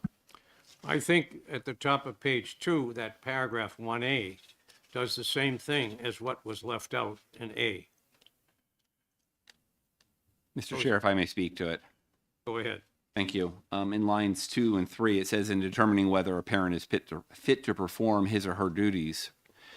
I think that is, in fact, the exact language that we would need relative to A. And the reason we captured physical, mental, emotional, and medical are those are physical attributes we can, at some level, measure and quantify. And while the member from Nashua brings up educational, and I'm not horribly opposed to adding that to this list, I do think we needed a quantified list there. Further discussion? Representative Edwards. Thank you, Mr. Chair. To the representative's concern about flexibility, I read at the line, page 2, lines 1 through 4, as providing a tremendous amount of emphasis on the child's welfare, and also saying that the following factors should be considered in addition to any other relevant evidence presented. So although there is a list there, this list is not meant to be inclusive. This list is meant to be, a sort of a minimal standard of considerations, while leaving the door open to any other considerations that are relevant to the determining the welfare of the child. Representative Walner. Thank you, Mr. Chair. So this kind of amendment is exactly what scares me when it comes to making legislation at the last minute. This came in, there are significant, very significant changes to our laws in this piece of legislation. We did not have public input on it. We did not have the department speak to this amendment to tell us how this would affect their work. We did have a representative from the court who did speak briefly on it. There are some very significant changes to law, and I will just bring up the one that sort of jumps out at me, at least, is we are changing how cases go before the court, and we're changing from preponderance of the evidence, to clear and convincing evidence. And that is a very serious move for us to be making here at the last minute. We actually saw this amendment, I think, sometime around noon today, and I think it's not a good way for us to make legislation, particularly when the woman from the court even told us that this means that fewer cases will come before the court. And this has the potential, and we do not know the number, this has the potential of putting children in danger. And I think we have to think very long and hard before we make these kinds of decisions without the right information. Further discussion, Representative Hull. Thank you, Mr. Chair. If I may respond to that. If I bring up one of the sections of the guidelines relative to guardianship of minors and what is the process, and this is a document that I have pulled from our state website. It says, and I quote, "If, however, a person seeking guardianship is not the parent of a minor, that person must prove by clear and convincing evidence that the best interest of the minor requires substitution or supplementation of parental care and the supervision to provide the essential physical and safety needs of the minor or to present specific or significant psychological harm to the minor."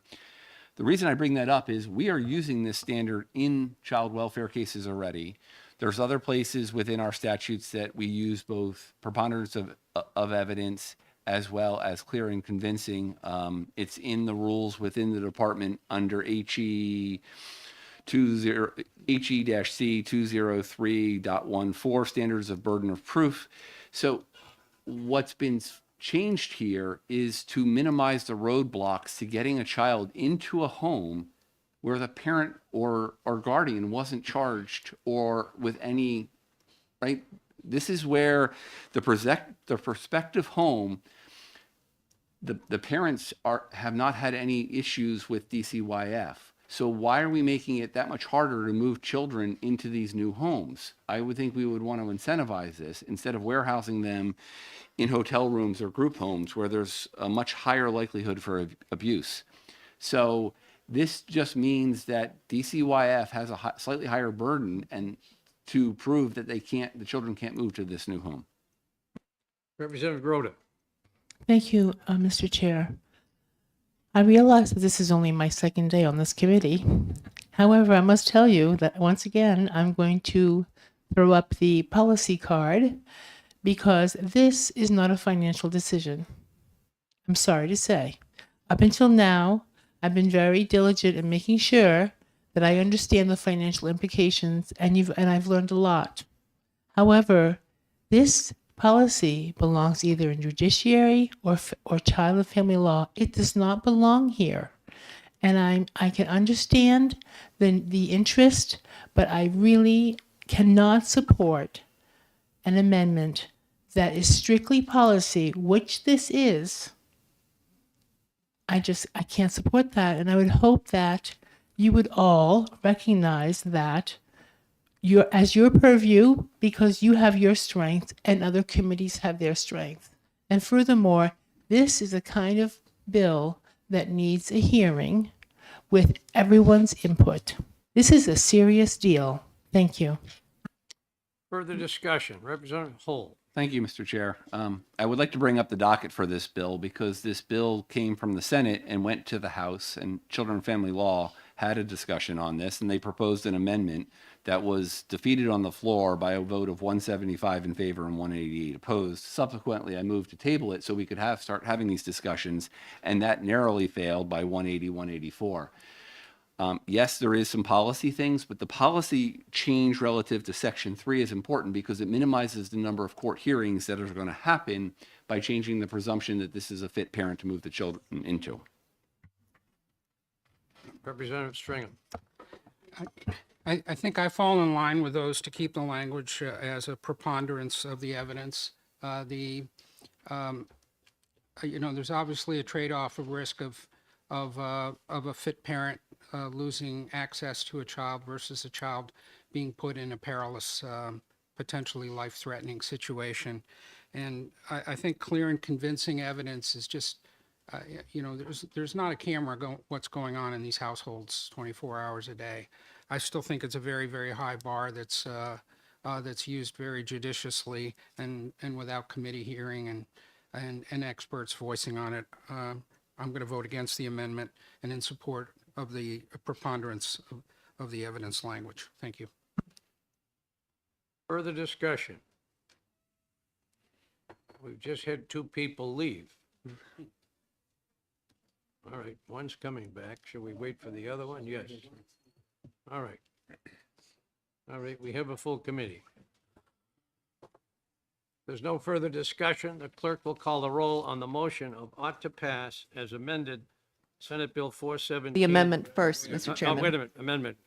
Amendment 1923. All in favor, raise your hand.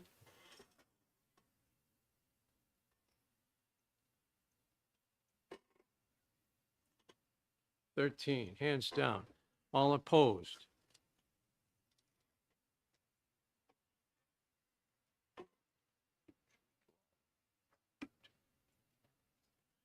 (13 to 12).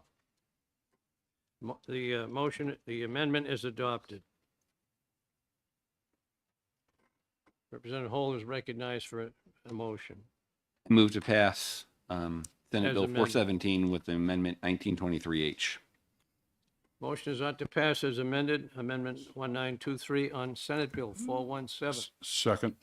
And a second, May I make an observation? certainly. This bill covers some of the same terrain that we covered in House Bill 1573 that Division 3 looked at, went over to the Senate. The Senate has passed this and sent it to us. if we get a positive floor vote on House Bill 417 as amended, it's not done. What'll happen is committee of conference will probably be required. I recommend that we pass this. Further discussion? Seeing none, the clerk will call the roll on the motion of ought to pass as amended by Amendment 1923 on Senate Bill 417. Motion is ought to pass as amended. Thank you, Mr. Chairman. Representative Erf. Yes. Representative McGuire. Yes. Representative Petrie votes yes. Representative Emmerich. Yes. Representative Griffin. Yes.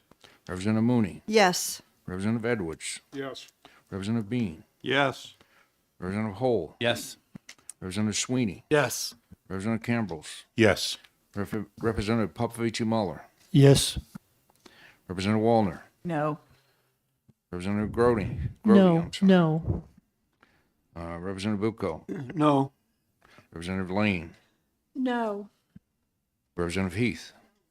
Representative Shapiro. No. Representative Ebel. No. Representative Tulersky. No. Representative Haken Phillips. No. Representative Stringham. Nope. Representative Grassi. No. Representative Priest. No. Representative Weiler. Yes. Mr. Chairman, the vote is 13 to 12 in favor of the motion. Motion is adopted. Representative Edwards, on Senate Bill 455. Yes, sir. On 417, I presume Representative Hole will write the committee report, and who, Minority report.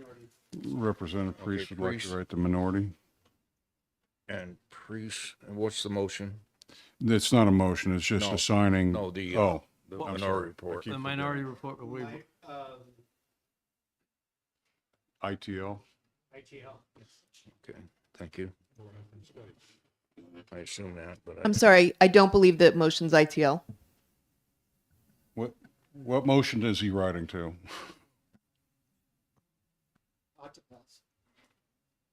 Oh, Ah, okay. So, thank you, Mr. Chair. okay.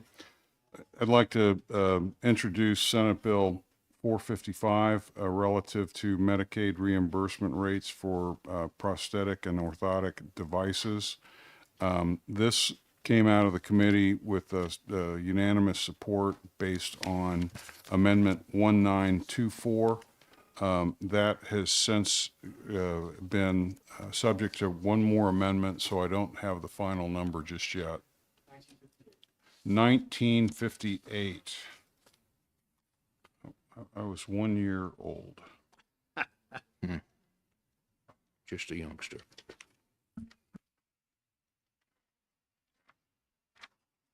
And then my name is on the amendment, so I can talk to the amendment.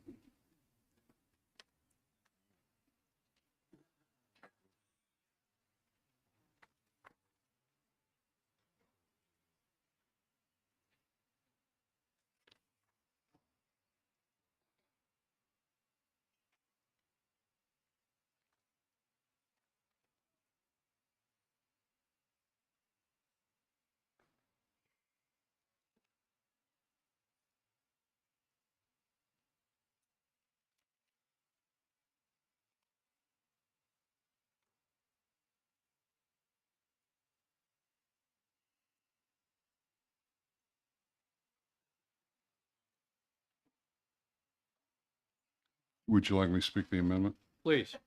Thank you, Mr. Chair.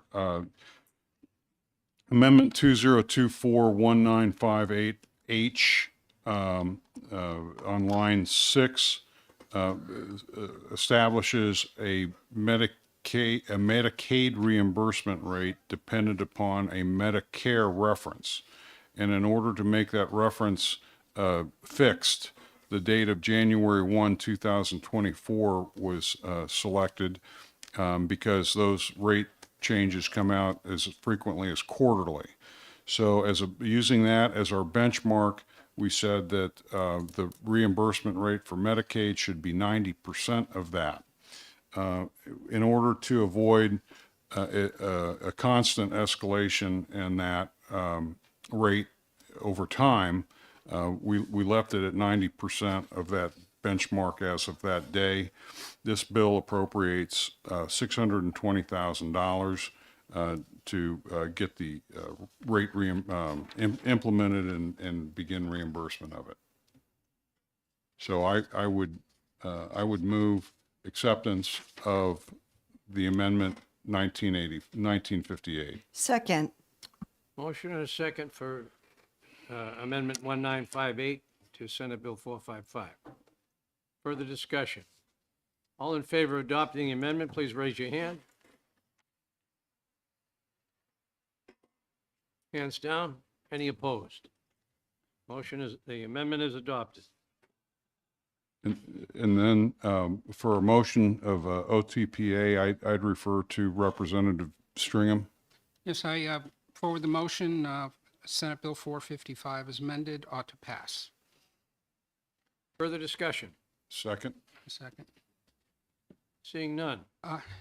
Yeah, I can make a brief Discussion? comment. This bill provides a supplemental appropriation to the Medicaid payment rates for prosthetic and orthotic devices needed and used by Medicaid patients. These medical devices include back and knee braces, orthotics, and over 600 categories of products to help correct injured or malformed body parts. The current payment rate, according to DHHS, is 80% of the full Medicaid rate table. This supplemental appropriation would provide an increase to most products and a reduction in a few, so that the payment rate adjustment will now come to 90% of the Medicare rates as of January 1. Such increases are needed as low payment rates has created increased access issues. The Medicare base rate also serves as a more accurate base for reimbursement for these essential services. This increase represents the floor payment that our New Hampshire Medicaid contractors can pay for these covered prosthetic and orthotic services. Thank you. Thank you. Further discussion? Seeing none. The clerk will call a roll on the motion of ought to pass as amended, Senate Bill 455 as amended by Amendment 1958. Thank you, Mr. Chairman. Representative Erf. Yes. Representative McGuire. Yes. Representative Petrie votes yes. Representative Emmerich. Yes. Representative Griffin. Yes. Representative Mooney. Yes. Representative Edwards. Yes. Representative Bean. Yes. Representative Hole. Yes. Representative Sweeney. Yes. Representative Cambrels. Yes. Representative Popovici Muller. Yes. Representative Wallner. Yes. Representative Grody. Yes. Representative Bucco. Yes. Representative Lane. Yes. Representative Heath. Yes. Representative Shapiro. Yes. Representative Ebel. Yes. Representative Chelerski. Yes. Representative Haken Phillips. Yes. Representative Stringham. Yes. Representative Grassi. Yes. Representative Priest. Yes. Representative Weiler. Yes. Mr. Chair, the vote is 25-0 in favor of the motion. Motion is adopted. Moving on to Senate Bill 456. Thank you, Mr. Chair. Senate Bill 456, relative to state loan repayment program for qualified nursing professionals and making an appropriation therefor. The Division III recommended OTP 9-0. You were the one in the committee that made that initial motion. Would you like to take this discussion at this point, sir, or do you want me to Yes, I continue? will. Thank you. So the HHS came before us. This is a program that's been in existence for quite a while. They referred us to the SLRP, the State Loan Repayment Program. It's for nurses working in underserved areas. And they had a rather modest request for $300,000 because the fund was running a little short, and they wanted to keep that incentive going for the areas that needed nurses. So we unanimously adopted it, and I move ought to pass on Senate Bill 456. Second.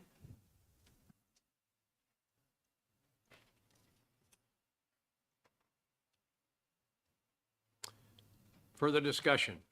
I have discussion. Representative Edwards. Thank you, Mr. Chair, and I hate to do this to my Division III counterparts, but the longer I thought about this bill, the less and less I liked it.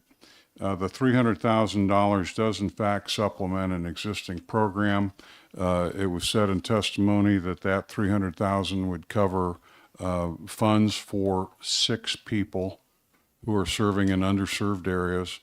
And as I started thinking about it, the state would grant them a $500,000, or excuse me, a $50,000 bonus, those 6 people, to work in an area where the median income probably isn't $50,000. And so it just feels to me now like a heavy distortion of economic benefit being assigned into an area of the state that has a lot of economic issues. And while I want to provide some relief, I'm not convinced this program was the right way to do that. So I'll be voting no.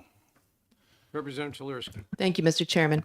I just want to provide a little more information about what this bill actually does.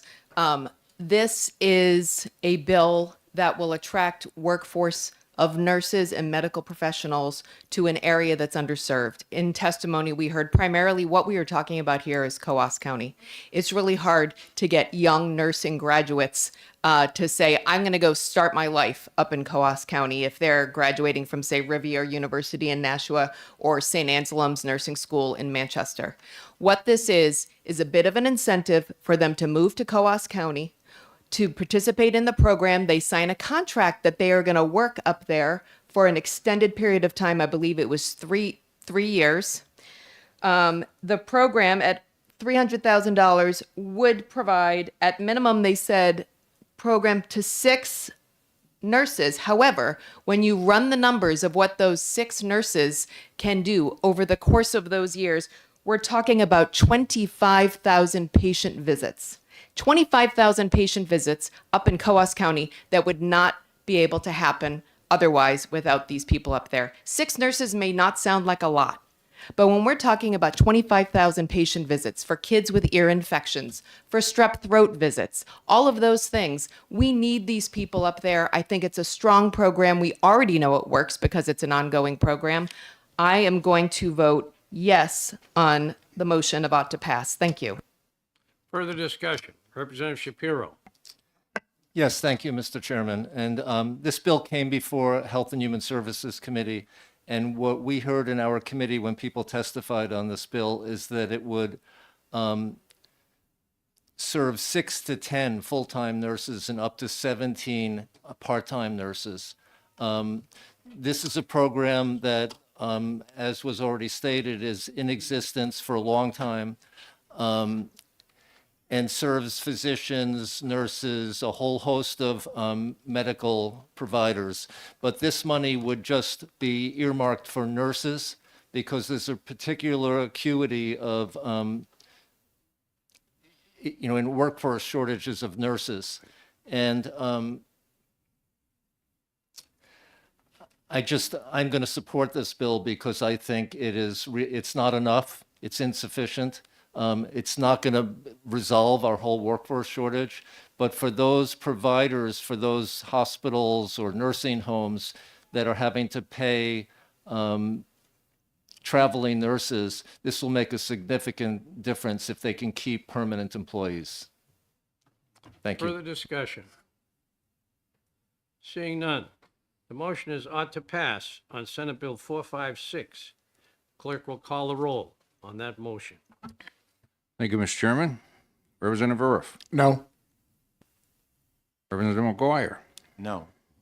Representative Petrie votes no. Representative Emmerich. Yes. Representative Griffin. No. Representative Mooney. Yes. Representative Edwards. No. Representative Bean. No. Representative Hole. No. Representative Sweeney. No. Representative Cambrils, No. Representative Popovici Muller, No. Representative Wallner, Yes. Representative Grody, Yes. Representative Bucco, Yes. Representative Lane, Yes. Yes. Representative Heath, Yes. Representative Shapiro, Yes. Representative Ebel, Yes. Representative Telersky, Yes. Representative Haken Phillips, Yes. Representative Stringham, Yes. Representative Grassi, Yes. Representative Priest, Yes. Representative Weiler. Yes. Mr. Chairman, the vote is 15 to 10 in favor of the motion. Report is adopted. I'd like to write the minority report. Okay, you will write a minority report. Thank you. And the motion is ITL. My motion will be ITL, yes. Thank you. Okay. I'll be writing the majority. Unless Representative Telersky wants to write it. Majority report? That's okay, sir. If your name's on it, that's great. I'd rather you didn't do that, Mr. Chair. It's bad enough that we're disagreeing in public. Would you write the report, please? Sure. Senate Bill 463. Thank you, Mr. Chair. Senate Bill 463, expanding access to court-appointed counsel. We discussed this and want to recommend to the committee OTPA in a pretty wide vote. And then there is a new amendment that's with a number that's TBD and is Representative Wallner, are you going to talk to this, or are you going to tell us whether you think this latest version is right or not? I'm just going to point out that the one I'm handing out now, 1948, is the one that was discussed in Division 3 earlier. Representative Wallenworth does have an alternative version, but I don't know if she wants to. Okay, so you couldn't hear that. So the version being handed out is 1948. This is the version that was discussed and voted on out of Division 3. And I'll defer to, even though it's got my name on it, I'll defer to Representative Wallner. Do you? Yeah. Okay. Hold your hat, because this is going to be a little confusing. Okay. So when we heard this bill, this is about court-appointed lawyers for children. And there was a concern brought up that it's it's really challenging in this market to find enough lawyers to do this work. So we tried some language about what to do about that. And then over the weekend, I worked with some folks around developing a phase-in process. So what will happen is on July 1 of 2025, all children in residential care, they're in the custody of the state, they live in a residential facility, all of those children will be eligible for to have a lawyer. There are about 124, 25 of those children. We don't know exactly how many there'll be on July 1 of 2025, but it will probably be in that range. Imagine trying to find on that day 125 lawyers. Probably really a big, steep for us to do. So what we did was on page 2 of the amendment, you'll see at the bottom, we did a phase in. So we phased in the oldest children, then the next and the next and the next, taking a year to make sure that every child who was in residential care had a lawyer. The other thing that we did in this amendment was we made sure that children who were out of New England had a lawyer. So children placed in out-of-state placements. And we do have some, not many, we're working on getting that number down, but we do have some children who are in out-of-state placements. And right under the phase down on page 2, you'll see, I'll read this paragraph to you. Notwithstanding this subparagraph, in any action in which, despite diligent efforts to secure counsel, an attorney is not available for appointment, litigation may proceed until an attorney becomes available. In such cases, the court shall, where possible, prioritize consideration of legal issues that do not affect the child's expressed interest until an attorney becomes available. So we will have the phase down. We will have the phase down, but if we're just not able to accomplish it, we do have this paragraph. Well, what happened is there's a drafting error, probably my fault. And I will tell you where that is. If you turn to your bill and you look at line 8 of page 2, you'll also there see notwithstanding the above. It does not fit there. That's not where it belongs. It belongs down below on line 35. Okay? So it needs to come out of there. Then, in reading it a little further, again, it appears on line 18 on page 3, notwithstanding the above. That's not where this belongs. It belongs in on line 35 under the phase down. It refers to the phase down, notwithstanding the above. So what we have here is a little bit of a mess. I do have an amendment that takes it out of, that fixed it up to line 8, took it out there, but I didn't turn the page and see that in line on page 3, it also repeated it. And then we found that. So I don't know how the chairman would like to proceed at this point. My amendment takes it out in one place, but now there are 2 places. May I offer something? Representative Edwards? I want to thank Representative Wallner for all the work that she's put into this.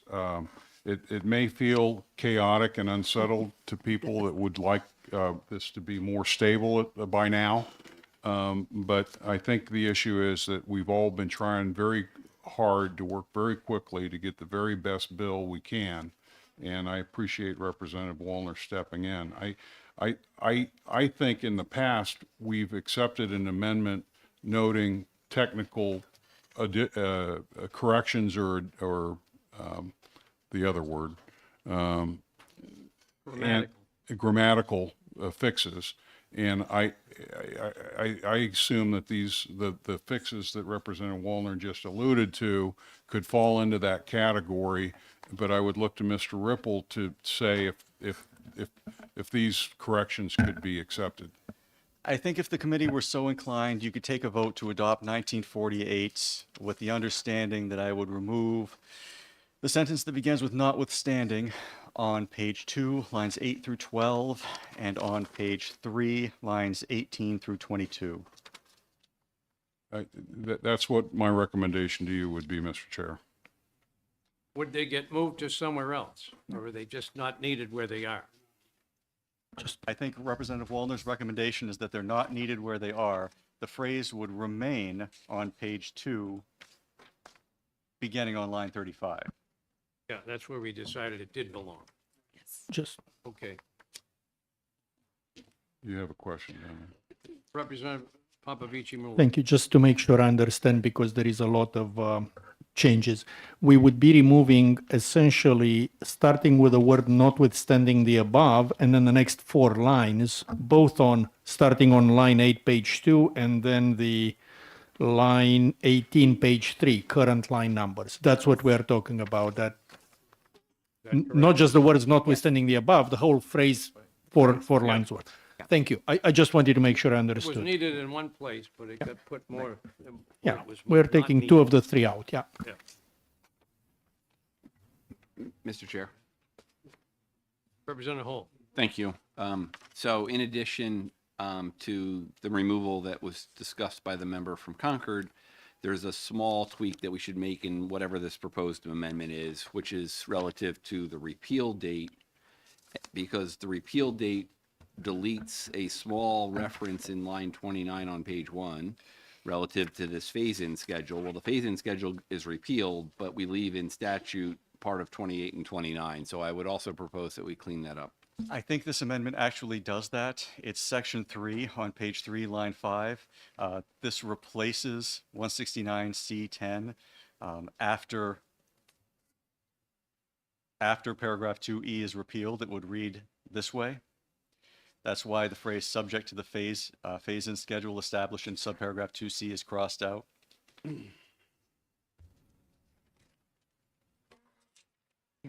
So this is the version of statute that would remain after the repeal of the other paragraph occurs. I understand that prospective repeal on page 3, lines, right, sections 5 and 6. My concern is, right, in what we leave behind is Roman numeral 2B, I believe, stays around, referencing subparagraph 2E, but subparagraph 2E doesn't live. So on page 3, Okay. section 3 of the bill, Oh, that's, sorry, I didn't catch that new section. that's the new version that would exist that would no longer reference 2E. Okay, got it, thank you. And that's why the phrase "notwithstanding the above" ends up appearing multiple times in the amendment. Thank you, understood. All right, is the situation for amending the amendment clear? And when it goes to press, that will be the amendment that goes with it, Mr. Ripple. Whatever the number may be. How many people find that those corrections that Mr. Ripple will make acceptable in adopting this amendment? Hands down. Any nays? The amendment is adopted. Somebody move the motion and second. Okay. Representative Wallner, you wish to move the amendment as amended? I wish to move the amendment as amended. Thank you. I'll second her amended amendment. All right. All right, now we'll show hands. Hands down. Vote nay. 1. And the amended amendment is adopted, and we'll move on to a motion of to pass as amended.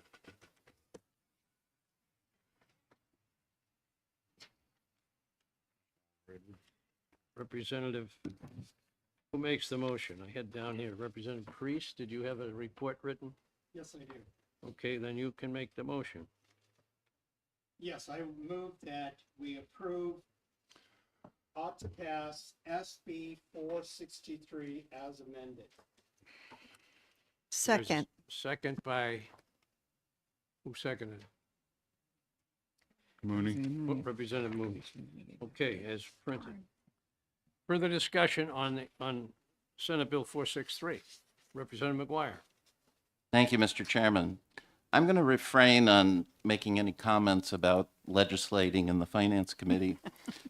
But I'd like to ask, I'm not sure I understand what the bill does. So is this a bill that for children that already have guardians ad litem, they will also get an attorney, maybe in some cases? And if so, how many attorneys are we talking about, and what's the cost of those attorneys? And is it all general fund money, or is it from other sources? Thank you.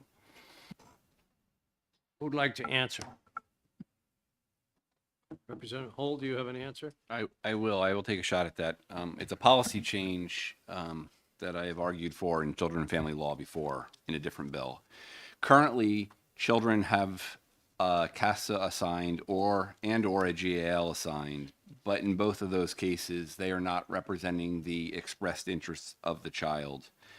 And we experienced personally through various things that happened a couple years ago that a 13-year-old might be the subject of a court proceeding and never have their own wishes show up in the courtroom, and there's no way for them to make that happen. And in this case, allowing the party that has the most skin in the game to have an attorney representing their expressed interest is valuable policy. There are concerns about how to do the training and the costs and the ramp in, and all of that's been discussed. And I do think the member from Concord figured out at least some solution to start to do this for a small group of children who are currently in out-of-home placements. I do think long-term, this needs to be expanded to all children that are being removed from their home. The kid who's going to be removed should have some say in where he ends up. And currently, they're not capable of even getting into the courtroom, let alone having their expressed wishes.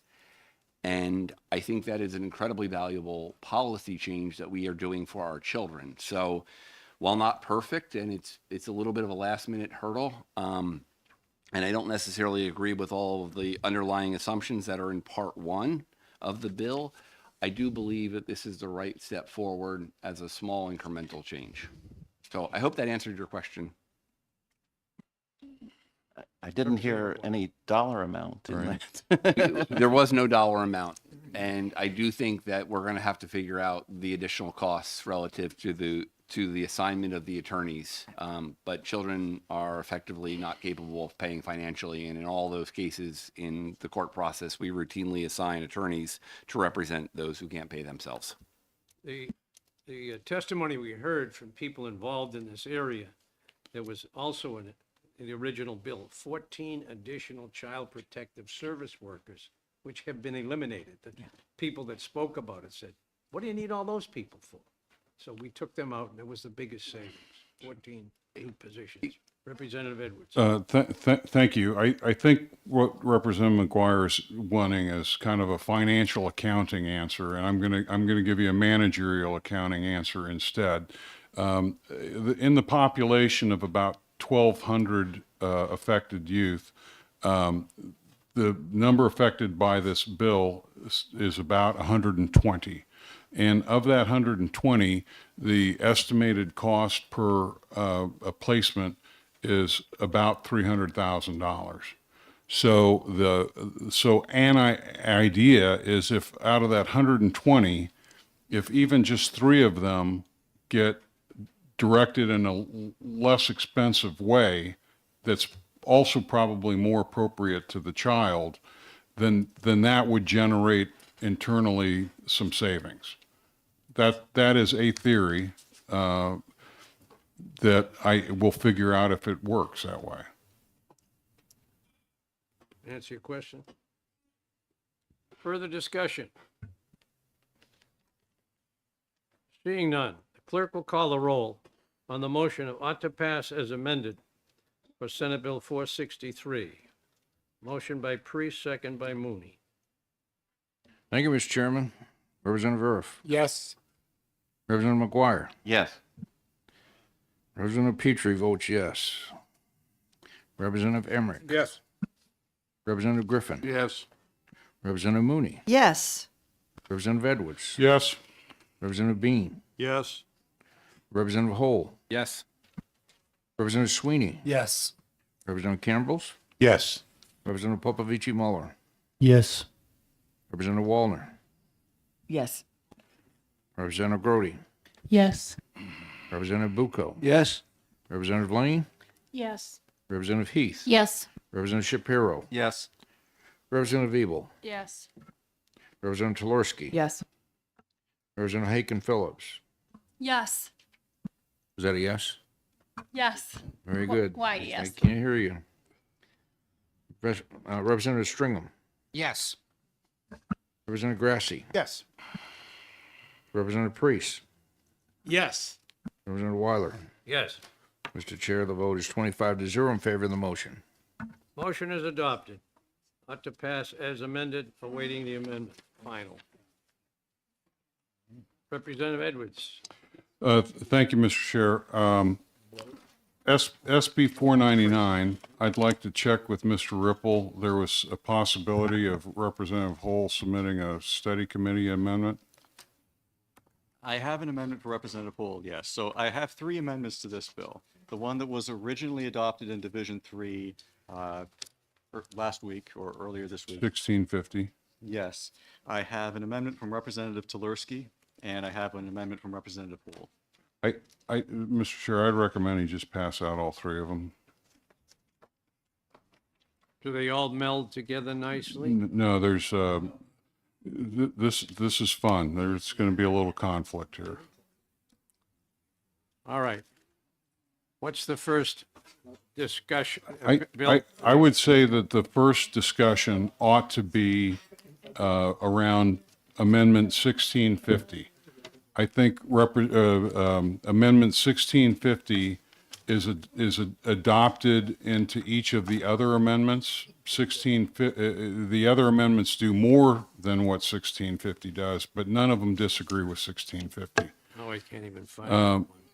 1650 was the part where we said we would take the senior enrollment component of 499 and pass it. There has been really no issue by anyone saying, no, we shouldn't do that.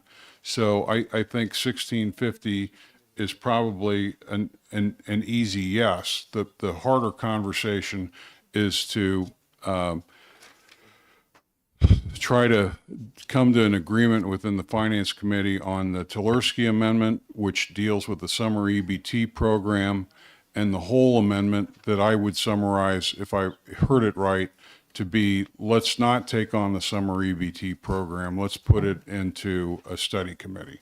So I don't know how you want to do with that, but I'd recommend we discuss 1650 first and just accept it as an amendment.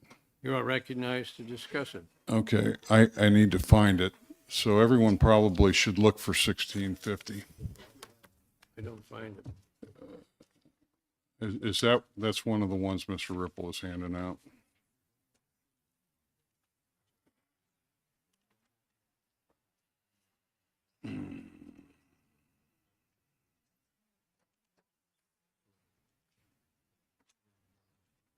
You moving this front? Right now, I would move Amendment 1650. But there's some other amendments and motions coming. Yeah, well, I'm trying to keep it straight. Quite the juggler.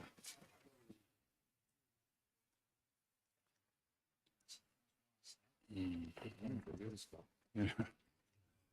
I kept talking until you were done. Thank you.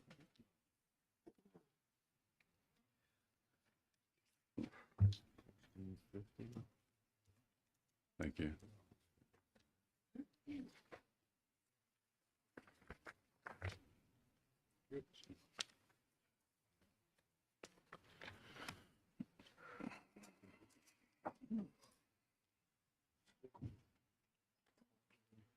I'm going to keep talking about 1650 for some context.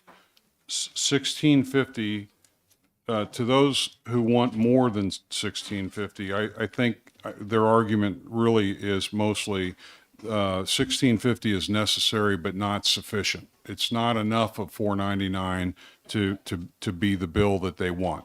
But I don't think that there's really any argument about 1650. This is, I think, us all saying that we want to make the senior enrollment eligibility portion of 499. We want to make that law.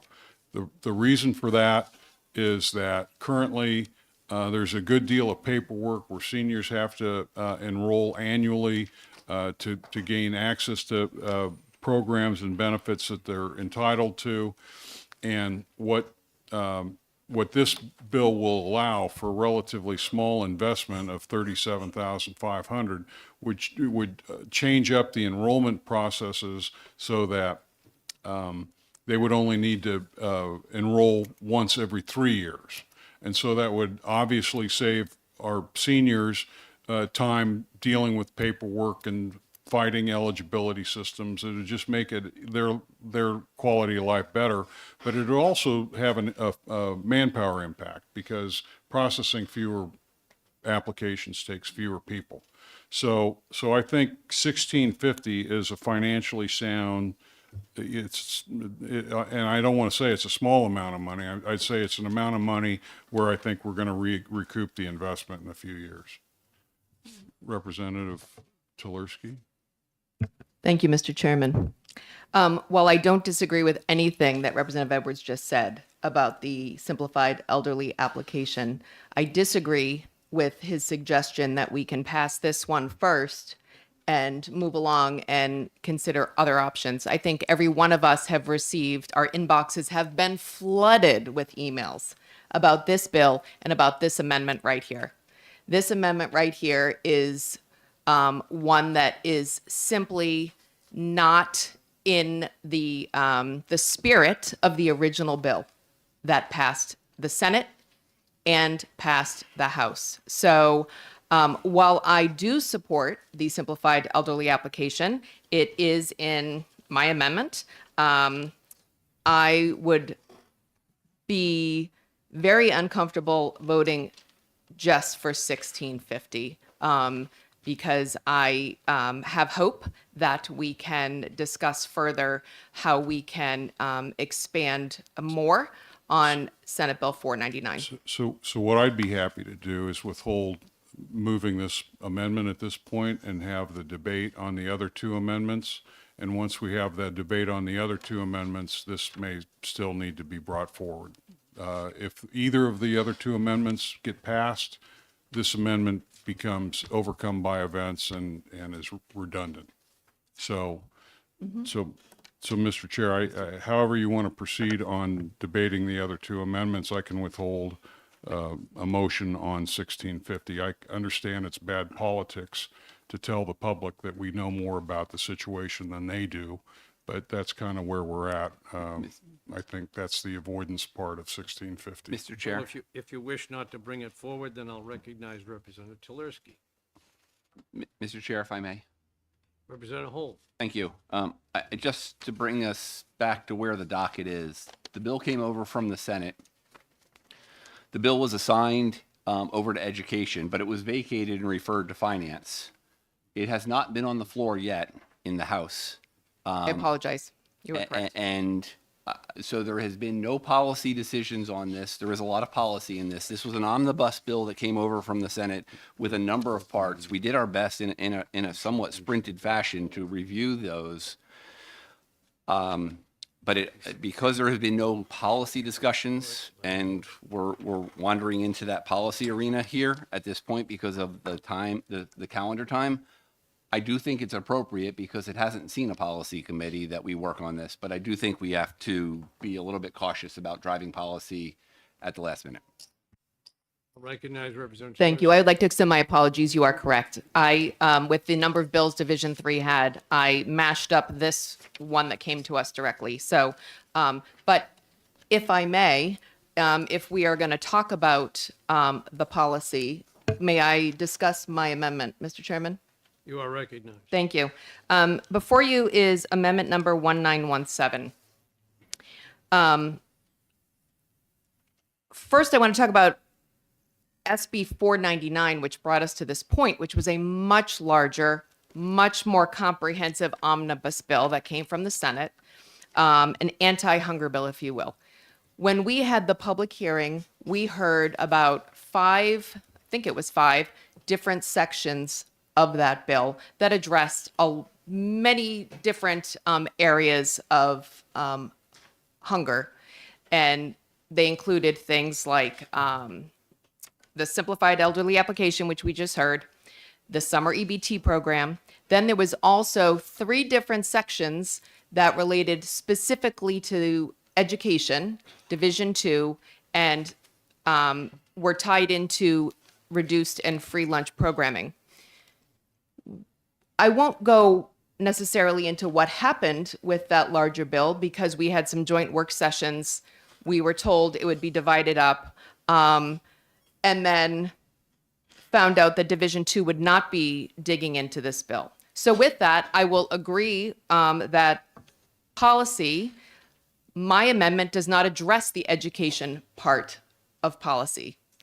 My amendment only addresses the sections that relate to DHHS. So I'll start there, that I am already approaching Senate Bill 499 by removing the 3 sections that had to do with the Department of Education. What you have before you is an amendment that is a little unusual in the way it was drafted because we heard some feedback that perhaps members wanted to see a breakout in costs, whereas the original bill had one price tag on it. So I'll just jump ahead. If you look at line 15, that's your elderly simplified application. That is exactly what Representative Edwards just presented to you about making it easier for elderly and disabled persons to only have to apply every few years. That's fine. The other part is the directing the department to implement the summer EBT program. Now, for those of you who may not know what that's about, for many children who receive free and reduced lunch during the school year, they receive 2 meals a day through their neighborhood school. When it comes to summertime, many of these children, are back at home, and families are faced with having to provide those 2 meals for the kids on those 5 days a week that they would have been in school and received. Now that is hitting their grocery budget. This program is very similar to the standard EBT program we probably all know about, which is like a debit card that you can use on food only at grocery stores, that type of thing. But what this does is provide $40 a month to each child who would qualify for free and reduced lunch for the 3 summer months. So what this really is $120 per child to help and assist with a family's grocery budget, because those meals that the child would have eaten at school are no longer covered. I just want to look quickly at a few data points that we got. Estimates are showing that 37,329 children in our state would qualify for this program. That's a lot of kids who get their meals at school during the school year. So in the summertime, they're home, and it's quite possible that hard choices had to be made, and those kitchens don't have the peanut butter and jelly and the bread that, would have been there otherwise. The program is broken down in the amendment. The appropriations, are broken down. As I stated, there was some interest in seeing where the different line items would go, so you can see that. But the state would bear 50% of the administrative costs for this program, and the benefits for it are 100% federal funds.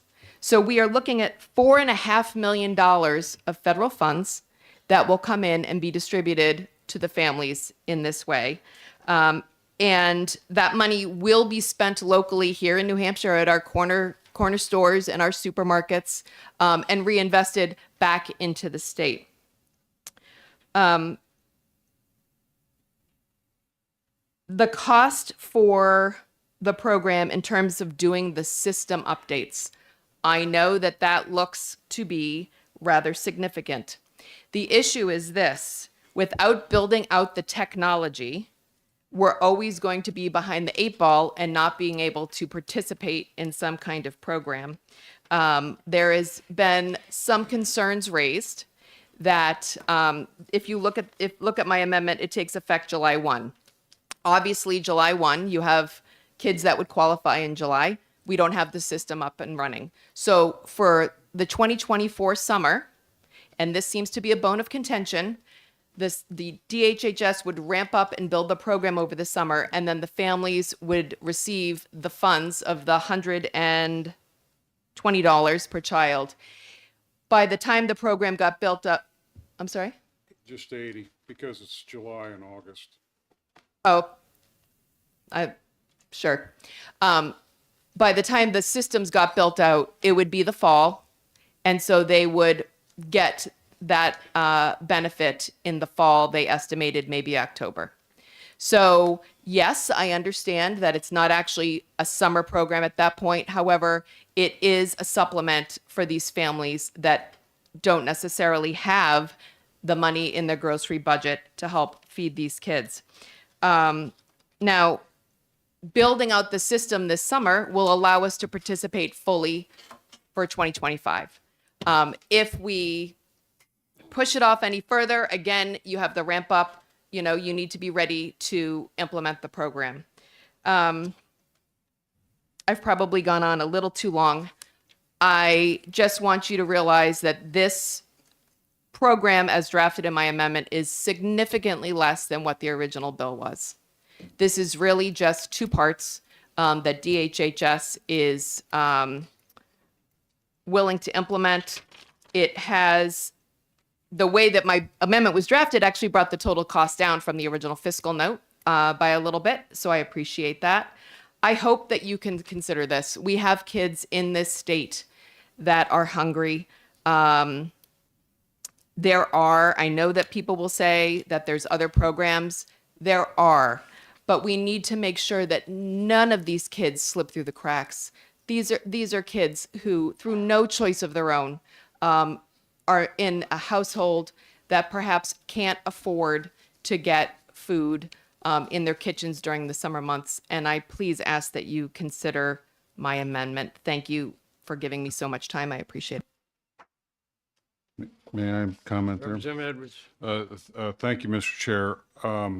The department had contacted me after the division vote saying that this was a really high priority for them. They entertained me for an hour on 2 separate days to go over details. One of the biggest details we went into was exactly what the money would buy, and what we found in general was that the money spent would help some in 2024 and really pay off in 2025, and that there were a lot of different things that needed to be invested in. And so when we had initially just taken a look at a single total dollar amount, it struck me that there was uncertainty about what that money was really going to pay for. And so that's why you see sort of an unusual breakout in the appropriation, because Representative Tulerski was open to that in her amendment. And I think that was for visibility and transparency, and intended to breed some confidence in the committee, should they want to pass this, that this was a legit, serious budgeting effort to forecast the costs. So I'm not advocating for or against the Tulerski amendment. I just did want to explain that there was a lot of extra work outside of the committee, and that this amendment reflects the input of the department and Representative Tulerski, and I think a lot of people trying to figure out what the money would be going for. So thank you. Representative Holt. Thank you, Mr. Chair. Thank you, Representative Tulerski, for bringing this forward. It does, in fact, reduce the cost a little bit. Notwithstanding my concern about the fact that our federal deficit is growing and is now north of $103,000 per person, and I can't guarantee that we're going to continue to be able to receive money from the federal government. I do think, as an engineer, the costs associated with lines 31 through on page 1 through lines 3 on page 2 is excessive, and that is part of the reason I drafted an amendment 1957H. I would love to see a plan from the Department of DHHS that shows how we're going to roll this out, have the RFPs in place, have some preliminary language necessary to do this, such that this could be filed in next legislative season. I do understand that does create the potential cost loss of this year's funding for those that are impacted. But I also think having a plan that might in fact reduce that number down significantly, maybe north of $400,000 or $500,000, even better leverages what we spend in the state relative to what we receive from the federal government. So I know there's 3 amendments here. I do think there is some appropriations in the amendment 1917H that are excessive, and I think it behooves us to look at the 3rd amendment. I agree with you that, that it seems to me that all these people that are covered by this program are already covered by another program. They should be getting food stamps. They should be getting SNAP. And so why are we so worried that they're not covered? And this is perhaps double spending and redundant spending. And if you have a study, maybe that will discover one way or the other, if there's anybody overlooked. So I would support your amendment if you want to bring that forward. Sure. Mr. Chair, I would like to move amendment 2024-1957H relative to Senate Bill 499. 1957H. Needs a second. Second by Second. second. Representative Mooney. Motion before us is to adopt Amendment 1957H. Further discussion? May I speak to the amendment? Yes. Thank you. So lines 1 through 19 are effectively the same as what was adopted in prior amendments relative to the elderly section of the SNAP program. So there's no changes there. The changes start with line 20 and run through 31. And what this does is to allow for us to facilitate working with the federal government for this EBT program, but to start to getting the department ready to adopt these plans by putting together a project plan, putting together the necessary RFPs, and getting in the quotations relative to getting this done, but not actually implementing this until a subsequent bill happens. And I think the $50,000, which was a number pulled out of the air a little bit, is more than sufficient for them to cover the cost to put together a project plan of this size. So I would ask that you would support it. Representative Stringley. Thank you, Mr. Chair. I'd like to challenge the assumptions that come with this amendment, that by reducing the appropriation of $667,000 with this bill and replacing it with a $50,000 study, that we're only losing the October payments that these students would be eligible for, these children would be eligible for. Because basically by the time this project plan is completed, we'll be in the next biennium. We file a bill in January, it comes out, we have a project plan, it's not going to be able to be implemented by the summer of 2025. We're going to be either distributing these cards in the fall of 2025 late, or we'll maybe all the way to the summer of 2026. So the question is, and if this is indeed a worthwhile plan, and I understand that some have concerns about the necessity because of other food programs that are available for these people.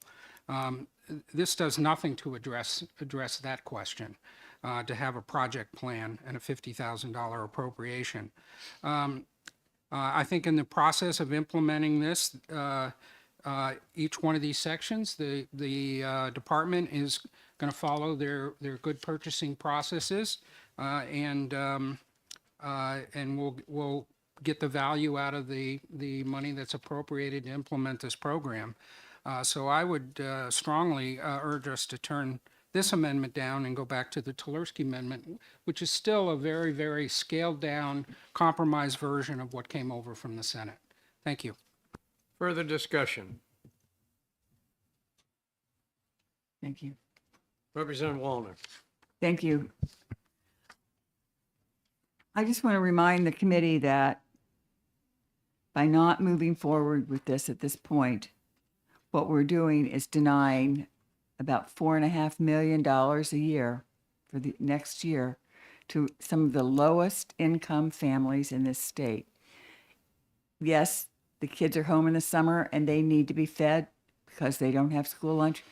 But I can tell you that those kids also need meals in October, November, December, January. They need additional funds. These families are living on such limited budgets. Our food stamps or our SNAP program does not provide them with what they need to really nourish their families. And I really think that everyone needs to walk out of here today thinking about that we have just denied the lowest income families in this state these additional benefits. Further discussion, Representative Tulerski. Thank you very much. I just want to dispel one myth that these are families that are already receiving the benefits. If you think about it this way, say you have a family that receives the monthly SNAP benefit and their children go to school, their child goes to school, and they're getting 2 meals a day at school that the family does not have to pay for because they qualify for that program. So their SNAP monthly benefit pays for all the other meals that they have in that household, including the dinner for the child. Now let's go to summertime. The child is not receiving those meals because they are not in school, and that same monthly benefit that the family receives has to now pay for 10 more meals for that child, for that breakfast and lunch that that child is no longer receiving. So I just wanted to make that clear. I have some thoughts about Representative Hull's amendment, how he basically said he made up the number of $50,000 as being enough. I don't think it's worth kicking the can down the road. We have children right now in this state that can benefit from this. Yes, it is a investment in state funds to get there, but once we invest in this program to set it up, then we have over 37,000 kids that are going to get meals. And I please encourage you to come back to my amendment to see how we can implement it as soon as possible. Thank you. It is my belief that those 10 meals they get a week in school are already paid for under SNAP and food stamps. So they're double dipping, if you will. So that's what I've always believed. Further discussion. Representative Heath. Thank you, Mr. Chair. We've just come through a pandemic. Rents are out of control. We know that our senior citizens are a population that are in need. This bill came out of the Senate with, I believe, a 25-0 vote. I have to say, if we walk out of here today without passing at least the Tulerski amendment, I will be ashamed. We are better than this. We need to do something. This is a tough time for a lot. New Hampshire is a wealthy state. Luckily, our revenues are still coming in at a pretty good pace, not as good as they were, but we have some obligations to our poorest children, families, and adults. We need to do something. I just think we need to go with at least the Tulerski amendment. We can't put this off anymore. It's not right. It's not fair. Thank you. Anything further? Representative Irf? Thank you, Mr. Chair. So I look at this in a much broader perspective. This is yet another welfare program.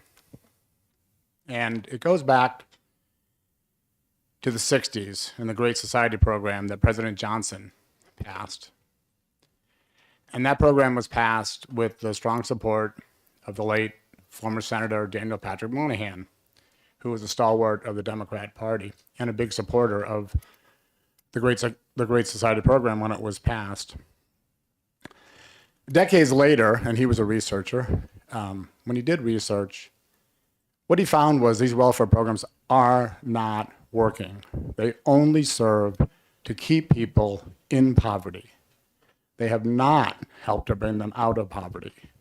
And here we have another federal program, in the case of New Hampshire, $5 million for summer food, on top of all the other welfare programs that we have for food and other aspects of life. And as we've heard others say, the federal government's broke. So the fact that we're taking more money from them to continue to impoverish people, this does not make sense. I oppose this from the get-go. I am supportive of Representative Hull's amendment to look into whether this is something that can be implemented. But I don't think it makes sense to continue to take federal dollars ad infinitum, as we've been doing, especially over the last 4 years since 2020. Thank you. Further discussion. Representative Hull? Thank you, Mr. Chair. Yesterday, you handed out a sheet of paper from the LBA showing what we had for bills that were House bills, not including Senate bills, and the total appropriations at this time is 152 million, right? With general fund having potentially 62 million available or something. So we're going to have to make some tough choices in the next 6 weeks before session ends, and I think it's time to start making some of those tough choices. And one way to make that tough choice is to allow this conceptual planning to go forward, but not necessarily start the program. If you start the program, we are actually spending not the $667,000 that was just talked about, but it's a little over $1 million on this one program. And I don't think that funding is coming out of anything else. And I haven't seen a detailed sheet from the department showing why the costs are so high when we've seen from the IT department on other programs, the implementation costs are closer to $100,000, not over $600,000. Thank you. Are we ready for the vote? Representative Groden. Thank you. I want to make an observation in that I've heard that I believe that food stamps and SNAP programs take care of this and that this is double dipping. And I see some nods like this, and I see some nods like this. And this committee should know that. You should have those facts, and you should have that data. And I'm disappointed that you don't, because that's an important point. Representative Popovici Mueller. We're beating this to death, by the I way. agree that we should have that data. The burden to provide the data to support the bill is with the people who advocate for the bill. We've done the best we could. We've asked for additional data. This is all the data we got, so that's the data we are working with. Representative Lane. Thank you. I would echo what Representative Brody said. And I guess in recognition of the fact that welfare does not solve poverty, my thought is until we find a way to do it, we shouldn't cut out those who are most in need. And if we need a new solution, then let's come up with it. But leaving money on the table for for the children is just to me inexcusable. And like Representative Heath said, I'm only a substitute, but I'm gonna have to go explain this to people, and it's gonna be hard. Thank you. Are we ready for the vote? Clerk will call the, back a show. What are we voting on? Show of hands on the whole amendment 19578. Excuse me, Mr. Chairman, if I may, point of privilege. Why does that amendment bubble to the top here? Because he made it. You Chair. discussed an amendment, but you did not make a motion. He made the motion. That's why it moves forward. Mr. Chair. We had opened them all for discussion. If I may, let's take a vote on, I think in all fairness, let's take a vote on Tulerski's amendment. She talked about it first, even if there was not a motion. Please make a motion for the purpose of adoption, and then we can take a vote on it. I'm okay with that. All right? We'll do a show of hands on the Tulerski amendment, 1917. All in favor, please raise your hands. I'm sorry, Mr. Chair, don't you need a motion? I never The amendment? made the motion and there was no second. Please make the motion. I would like to move Amendment 20241917H to Senate Bill 499. Thank you. it. Okay, are we ready now? All in favor, raise your hands.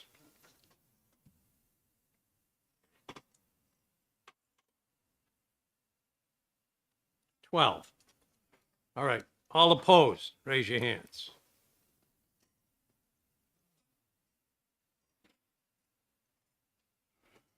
Question, do I? 13. Must I vote? I didn't. He didn't vote. He didn't vote.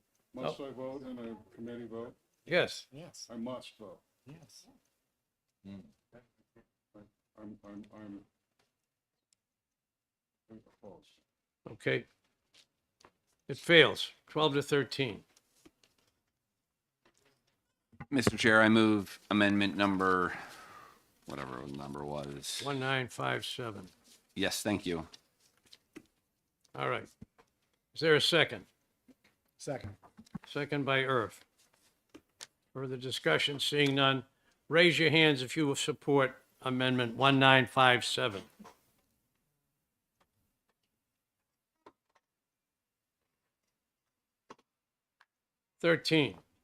Opposed? Whoa. 12. 1957 passes 13 to 12.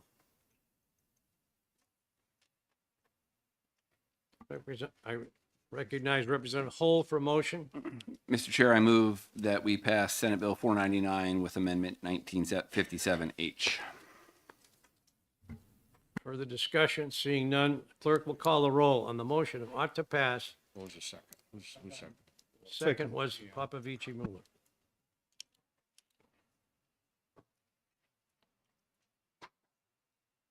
Clerk will call the roll. Ought to pass as amended by Amendment 1957 on Senate Bill 499. Representative, thank you, Mr. Chairman. Representative Irv. Yes. Representative McGuire. Representative Petrie votes yes. Representative Emmerich. Yes. Representative Griffin. Yes. Representative Mooney. Yes. Representative Edwards. Yes. Representative Bean. Yes. Representative Hole. Yes. Representative Sweeney. Yes. Representative Campbells. Yes. Representative Popovici Muller. Yes. Representative Wallner. No. Representative Grody. No. Representative Bucco. No. Representative Lane. No. Representative Heath. No, shame on us. Representative Shapiro. No. Representative Evil. No. Representative Chelerski. No. Representative Haken Phillips. No. Representative Stringham. Nope. Representative Grassi. No. Representative Priest. No. Representative Weiler. Yes. Mr. Chairman, the vote is 13 to 12 in favor of the motion. Motion is adopted. Moving on to Senate Bill 560. There will be a minority report, sir. Who will write it? Me. You're a busy writer. I am, and it'll be ought to pass with my amendment. Thank you. Okay. You. What's that? And Representative Hull will write the majority report, Absolutely. 18, right? 19, 17. Representative Edwards. Thank you, Mr. Chair. The next two are party line issues as well. I hope we can maintain decorum as we get through this. It's late in the day. SB 567, directing the Department of HHS to compile a report on the availability of mifepristone and misoprostol. The committee met and recommended ITL 5-4 on a party line vote. And I would turn it over to Representative Mooney. Thank you, Mr. Chair. I would move ITL on Senate Bill 567.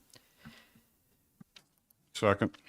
Motion and a second, ITL, Senate Bill 567. Further discussion. Seeing none, you ready for the Representative Hacken Phillips? I'm happy to defer to Representative Tulsi. She had her hand up before me. Thank you. Abortions are an important and legal component of our reproductive health care here in New Hampshire, and mifepristone and misoprostol are prescribed by healthcare providers through 11 weeks for safe medical abortions. They've been using the medication for years, decades even. Access to appropriate health care, and in particular to reproductive health care, does vary throughout the state. And while we recognize that the Department of Health and Human Services could compile this report without the legislation, we believe that this issue is an important policy area in which the legislature should give specific direction about an initiative that could inform both DHHS and the legislature about any changes that need to be made to ensure access to this important reproductive health care drug. And the fiscal impact, we were told, is exceedingly minimal. So I will be voting against the ITL motion, and I urge my colleagues to join me. Thank you. This is only about a report, remember. Comment. Representative Edwards. I just want to make it clear that the Division III vote to say ITL had nothing to do with abortion. I'll say it again because it's going to get misrepresented in the media, and once we leave the room, our vote had nothing to do with abortion. What we have as facts before us is that the law around whether or not the FDA had used the proper procedures to approve these two particular drugs have been adjudicated by a Texas federal court and then reviewed by an appellate court. And it went to an appeals court, and neither of those two courts had any conflict in their opinion that these drugs did not go through the standard FDA practices for safety and efficacy. The rules around safety and efficacy were violated. Texas thought that the violation was so severe that they wanted to do an injunction against having the two drugs. The circuit court agreed that the drugs had not gone through a proper approval, but disagreed that an injunction was appropriate. Neither court disputed that the FDA violated their safety and efficacy clinical research protocols. Not an issue. This went to the Supreme Court. It's in the Supreme Court still, where the Supreme Court is determining whether or not the injunction and the relief from the injunction was good law. They're, as I understand it, they're not even reviewing the fact that the FDA approval process was circumvented to get these to market sooner. So it's not settled law. It's still in the Supreme Court. So it's premature, I think, for New Hampshire to step out in front of something that is going to be settled probably in a few months. We don't know when it's going to be settled, but it's not going to be a year because the Supreme Court's already taken testimony on it. So it's not settled law. Also, the comment was made that the department could do this without legislation. The department could do a lot of things without legislation, but they have no charter to do this sort of thing. They have no history, no precedent, no experience, no existing reports that cause them to go in and take a look at the availability of a particular by name prescription and determine if there are barriers to access and the like. So this law is necessary to compel DHHS to do an unnatural act that it's never done before. It's not in their mission. So there's that. But there is this. It happens to be passionate because in the background is the whole abortion debate. But from a legislative perspective, from what New Hampshire ought to be doing, we ought not to be trying to supplement multi-billion-dollar marketing budgets of the pharmaceutical companies. We don't do this for any other drug. There are currently, because of the China supply chain issues, there are a number of prescription drugs that are having access problems. We're not asking to go research those drugs to make sure that they're more available. So I don't think that we need to be getting into the micromanagement of this, and I strongly think that ITL was the proper motion. Representative Hacken Phillips. Thank you, Mr. Chair, for recognizing me. So I'm trying to stay as calm as possible. I am a co-sponsor on this bill. And I just so happen to be one of the 50% of the state in voters who believe this issue is of critical importance. In fact, the number one issue in my voting district. So to hear folks say that that this bill that could have an effect in our state is not, worthy of discussion today or passage into law, I think that's severely misguided from the actual way our voters feel. Let me start by saying that the federal court cases that are, working through the system right now will take place, and they will come out. We will find out what they think. But for us to relitigate that FDA concern here is inappropriate, because this bill is not talking about that. The FDA process is not what this bill is about. What this bill would do for our state would to be studying the increased access and challenges to that access to these two drugs. So when I think of those 50% of voters across the state who are affected by whether or not they can receive these drugs, the challenges that are presented to them and their providers when trying to get access to those drugs, I know it affects our state and that we should be studying it because of the fact that there's an ongoing OBGYN shortage in our state. And this particular bill is relevant to that because these two drugs are part of the toolbox that this profession uses to address healthcare access and procedures in our state. That affects 50% of the people in our state. So I'm not sure if everyone's aware here, but last week, the American Medical Association produced a journal article that tracks states that have enacted bans, yes, bans, including those states like ours that has a 24-week abortion ban with limited exceptions. So that was within the purview of this study. The study showed that in states that have enacted this legislation, that they're having trouble recruiting and retaining OBGYN residents in their programs across the country. That is creating healthcare delivery problems. It's also creating a shortage of future OBGYNs. Yes, this bill is of critical importance for the future of not only women's healthcare, but of the healthcare of their family members as well, and the way that their families can function and the way they can contribute to society and our economy in particular, which I know is relevant to this committee's work. I do not believe the ITL motion is appropriate at this time for those exact reasons, and I hope that this membership on this committee will be able to see beyond the larger culture war before the Supreme Court and working through our court systems and focus on what's happening here in our state. Be concerned about the access issues and the challenges to those access, and to also, I'm so sorry, I'm very close to finishing, Chair Weiler, if you could just let me wrap that up. So I would say that, to dismiss this as not relevant to our state, I think is a major error. I think that it is relevant. I think that the study will be important, that the reporting mechanisms built into the law will be important for the future of healthcare in our state. Thank you, I Mr. just get tired Chair. of repetition, that's all. Representative Edwards, make it short. Yes, sir. I think the video will show I never used the word irrelevant, so that didn't come from me. I said that this is premature because the body of law is not settled.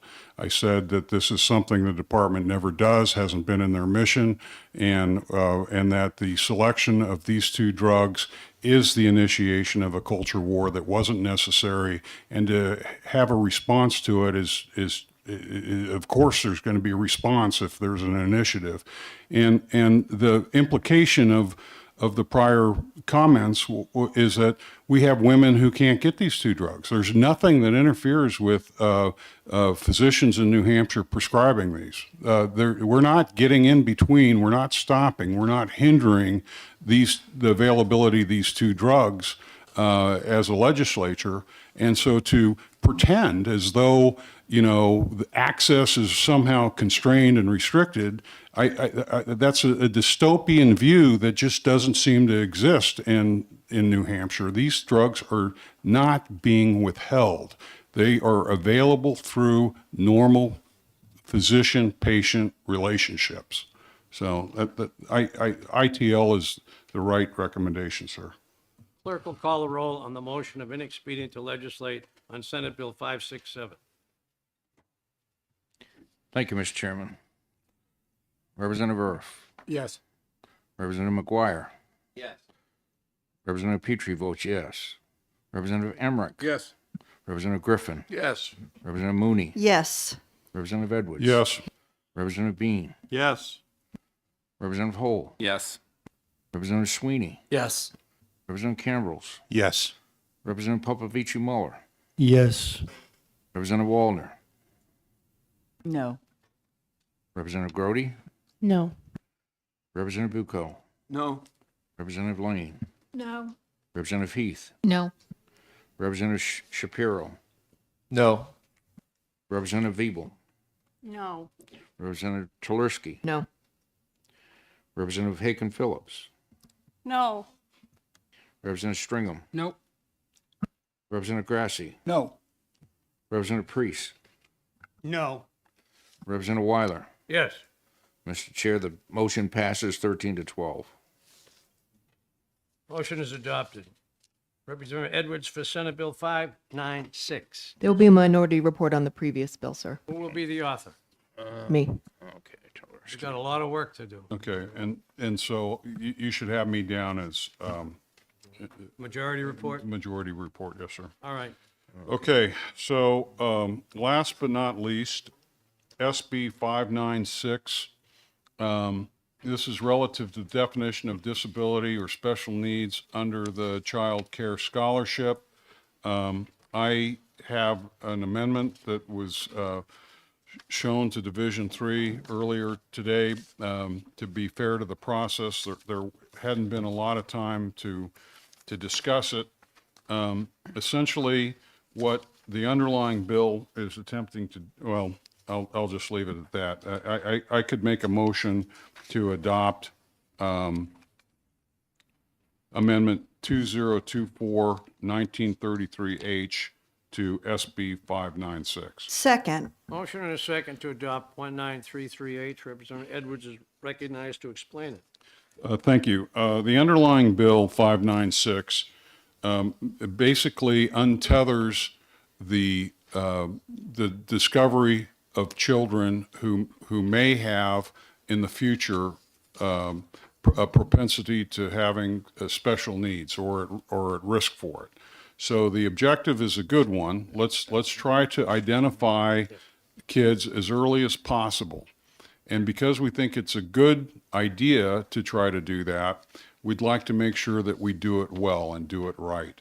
And so rather than what the underlying bill does, it untethers us from any legal definition of the new category of eligibility, and instead refers to care assessment plans that would be used to test kids, and those assessment plans, which have not been picked or chosen, and that the legislature has no clue which ones they are or what the selection criteria for them would be determinative on whether or not a kid was identified as having a current or future special needs problem. And if they do have a special needs problem, then they become eligible for an extra $100 a month or so to help with child care expenses. There's nothing in the bill currently to say what a child care provider should do in exchange for the additional money that they would get. The benefit of the bill, the interest behind the bill, seems to be let's just get our child care people more money, and this is a good way to do it. Well, I understand the temptation to just get more money to child care providers, but there are too many uncertain questions here. We don't know which tests might be used and which ones wouldn't be appropriate. We don't know which community of evaluators should be used in order to conduct these assessments. In the bill itself, it just says they need to be licensed professionals, but licensed professionals at what? This is really, these kind of assessments are critical, and so you wouldn't even want a bachelor's person do it. I think you'd want a master's level person do it. The bill's silent on that. Also, once these kids get identified, there really ought to be a way to make sure that they get some services immediately for the extra money that would be invested in them.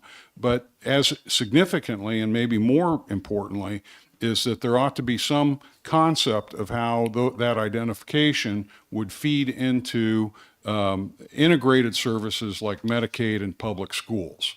So what this proposal does is essentially says, look, great idea. We're not disagreeing with the objective, but let's just get it right. Let's get a study committee together and have the study committee study the definition of disability or special needs under the Child Scholarship Program, study the standardized and or approved early childhood developmental screening tools necessary to determine the eligibility, study the verification process for the results of the screening tool used to determine eligibility. The bill is silent on all of those. Determine the size of the population served by the program, identify how incremental changes to the program, including changes to the definition of disability or special needs, may affect its scope and project and project associated costs in state and federal funding sources. So lines 25 through 27 basically say, come on, we need to do a good financial analysis of this, and that hasn't been done yet. Line 28 picks up with the section 5, study any other issues identified through the legislative hearings on 596, including but not necessarily limited to the minimum performance standards and metrics to be achieved in exchange for receipt of additional funds made available by the program, issues associated with integrating this program with Medicaid or public school service transitions. So that's good committee work. That would make a really great bill if we knew what we were doing. And currently 596 doesn't have the legislature informed about what it is we would be asking the department to do. I think we need to slow down and do our homework, and the study committee does that. So it's got the regular representations of the legislature, and then it invites the committee to invite a designee of the DHHS commissioner, the designee of the Department of Education commissioner, a child care provider provided as appointed by the Child Care Advocacy Council, a rep of the Community Mental Health Center that works with young children, a representative from the Early Supports and Services Program supported by the Community Support Network, public school preschool programs, representative from Head Start. That's all coordination and communication and integration that should precede the legislation and hasn't yet. Representative Edwards moves Amendment 1933. Is there a second? Second. Further discussion? Ready for the question? No. Representative Weiler? Representative Wallner. Thank you. So I'd just like to move back to square one for a minute. What is the intent of the bill? And who is it targeted at? So often there are children, we're talking about very young children under the age of 5, 1, 2, I look around the room, I imagine everybody has spent time in their life with a 1 or a 2 or a 3-year-old. Sometimes those children are not developing at the regular rate. And they may have behaviors particularly that make it kind of difficult for them to be in a group. And what this bill is looking at is finding a way of doing an early assessment, and these are done all the time. The department would decide which instrument would be used, which of the instruments would be used, and through this assessment, it would help them integrate into a child care center. Many of these children actually end up the parents find those children expelled from child care. because their behavior is such that the providers cannot meet their needs. They often cannot get into childcare for the same reasons. The provider feels they can't meet their needs. This gives the provider a little bit of revenue to help the provider try to address those needs. And most of it's around being able to have some additional staffing. So, the additional person to sit in circle time so that this little person isn't touching everybody and running around the room. Going on field trips so that this child can be also included in going on field trips. Sitting down and reading a story with a child one-on-one. These are kids who often need a lot of one-on-one attention. And this would just help provide some additional financing to help the centers and the child care providers have that. The Division of Health and Human Services already runs this program. It's already in place. This just includes a new group of children in that program. The cost is actually very low. I can't remember what it is they've spent to date, but I don't believe they're even spending in this program what they had scheduled to spend in the last budget. So this is just really enabling those children to be able to attend childcare and get the kind of extra help they need. And a little bit of extra help when you're 2, 3, 4 is going to go a long way towards getting you ready for school so that you can be successful in school. So I hope that the committee will take a look at this and not develop another committee. I can tell you there are so many child care committees, and many of them have already done the work here. The department knows how to run this program. They know how to pick an instrument to do the assessments. Everything is already in place to do this. This is not reinventing the wheel. This is all there. We just need to have some resources to help these children be able to integrate into childcare. And I also want to remind you that if these kids cannot be in childcare, that probably means their parent is not working. And I would think that would be something this committee would be very concerned about, if children are not being able to be cared for in childcare and parents are unable to work. So I'm, glad that you allowed me to tell you what the real story was. I protest. I did tell a real story. I don't like the implication that what I said wasn't truthful. You may disagree with it, but it was truthful and real. All those in favor of adopting Amendment 1933, raise your hand.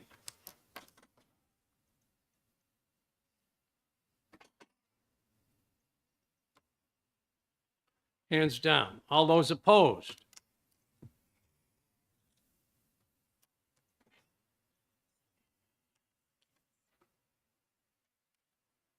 Thirteen to 12. Recognize Representative Holt for a motion. Mr. Chair, I move Senate Bill 596 with the adoption of Amendment 2024-1933H. Second. Motion and a second to adopt 596 ought to pass as amended with Amendment 1933. Clerk will call a roll on that motion. Thank you, Mr. Chairman. Representative Erf. Yes. Representative McGuire. Yes. Representative Petrie votes yes. Representative Emmerich. Yes. Representative Griffin. Yes. Representative Mooney. Yes. Representative Edwards. Yes. Representative Bean. Yes. Representative Hole. Yes. Representative Sweeney. Yes. Representative Cambrels. Yes. Representative Popovici Muller. Yes. Representative Wallner. No. Representative Grody. No. Representative Bucco. No. Representative Lane, No. Representative Heath, No. Representative Shapiro, No. Representative Ebel, No. Representative Tulersky. No. Representative Haken Phillips, No. Representative Stringham, No. Representative Grassi, No. Representative Priest, No. Representative Weiler. Yes. Mr. Chair, the vote is 13 to 12 in favor of the motion. Report is adopted. All right, the committee report. All right, Representative. Who's going to write the minority? Is there a minority report and who will write it? Yes, I will. Okay. What are those two? All right. So I'll be looking tomorrow for all these reports. When you send them to me in email, I'll send them to Janet so that I won't have to double it up. And if you filled out the forms I distributed yesterday, I'll take those today or whenever you get them done. So I'll be looking at those as well. We don't have any meeting tomorrow, so I'll be looking at all these reports. I think there's about 20 of them due. Some of them are many. So, I just want to clarify, you did say by tomorrow though, right? Yeah. Thank you. Yeah. That is appreciated. I know you've added on some that you didn't have a chance to write, and I appreciate you doing that, so. And I don't have a chance to read them all today anyway. So I'll be looking for them tomorrow, as will Janet, because we're coming up on a deadline, so the earlier the better.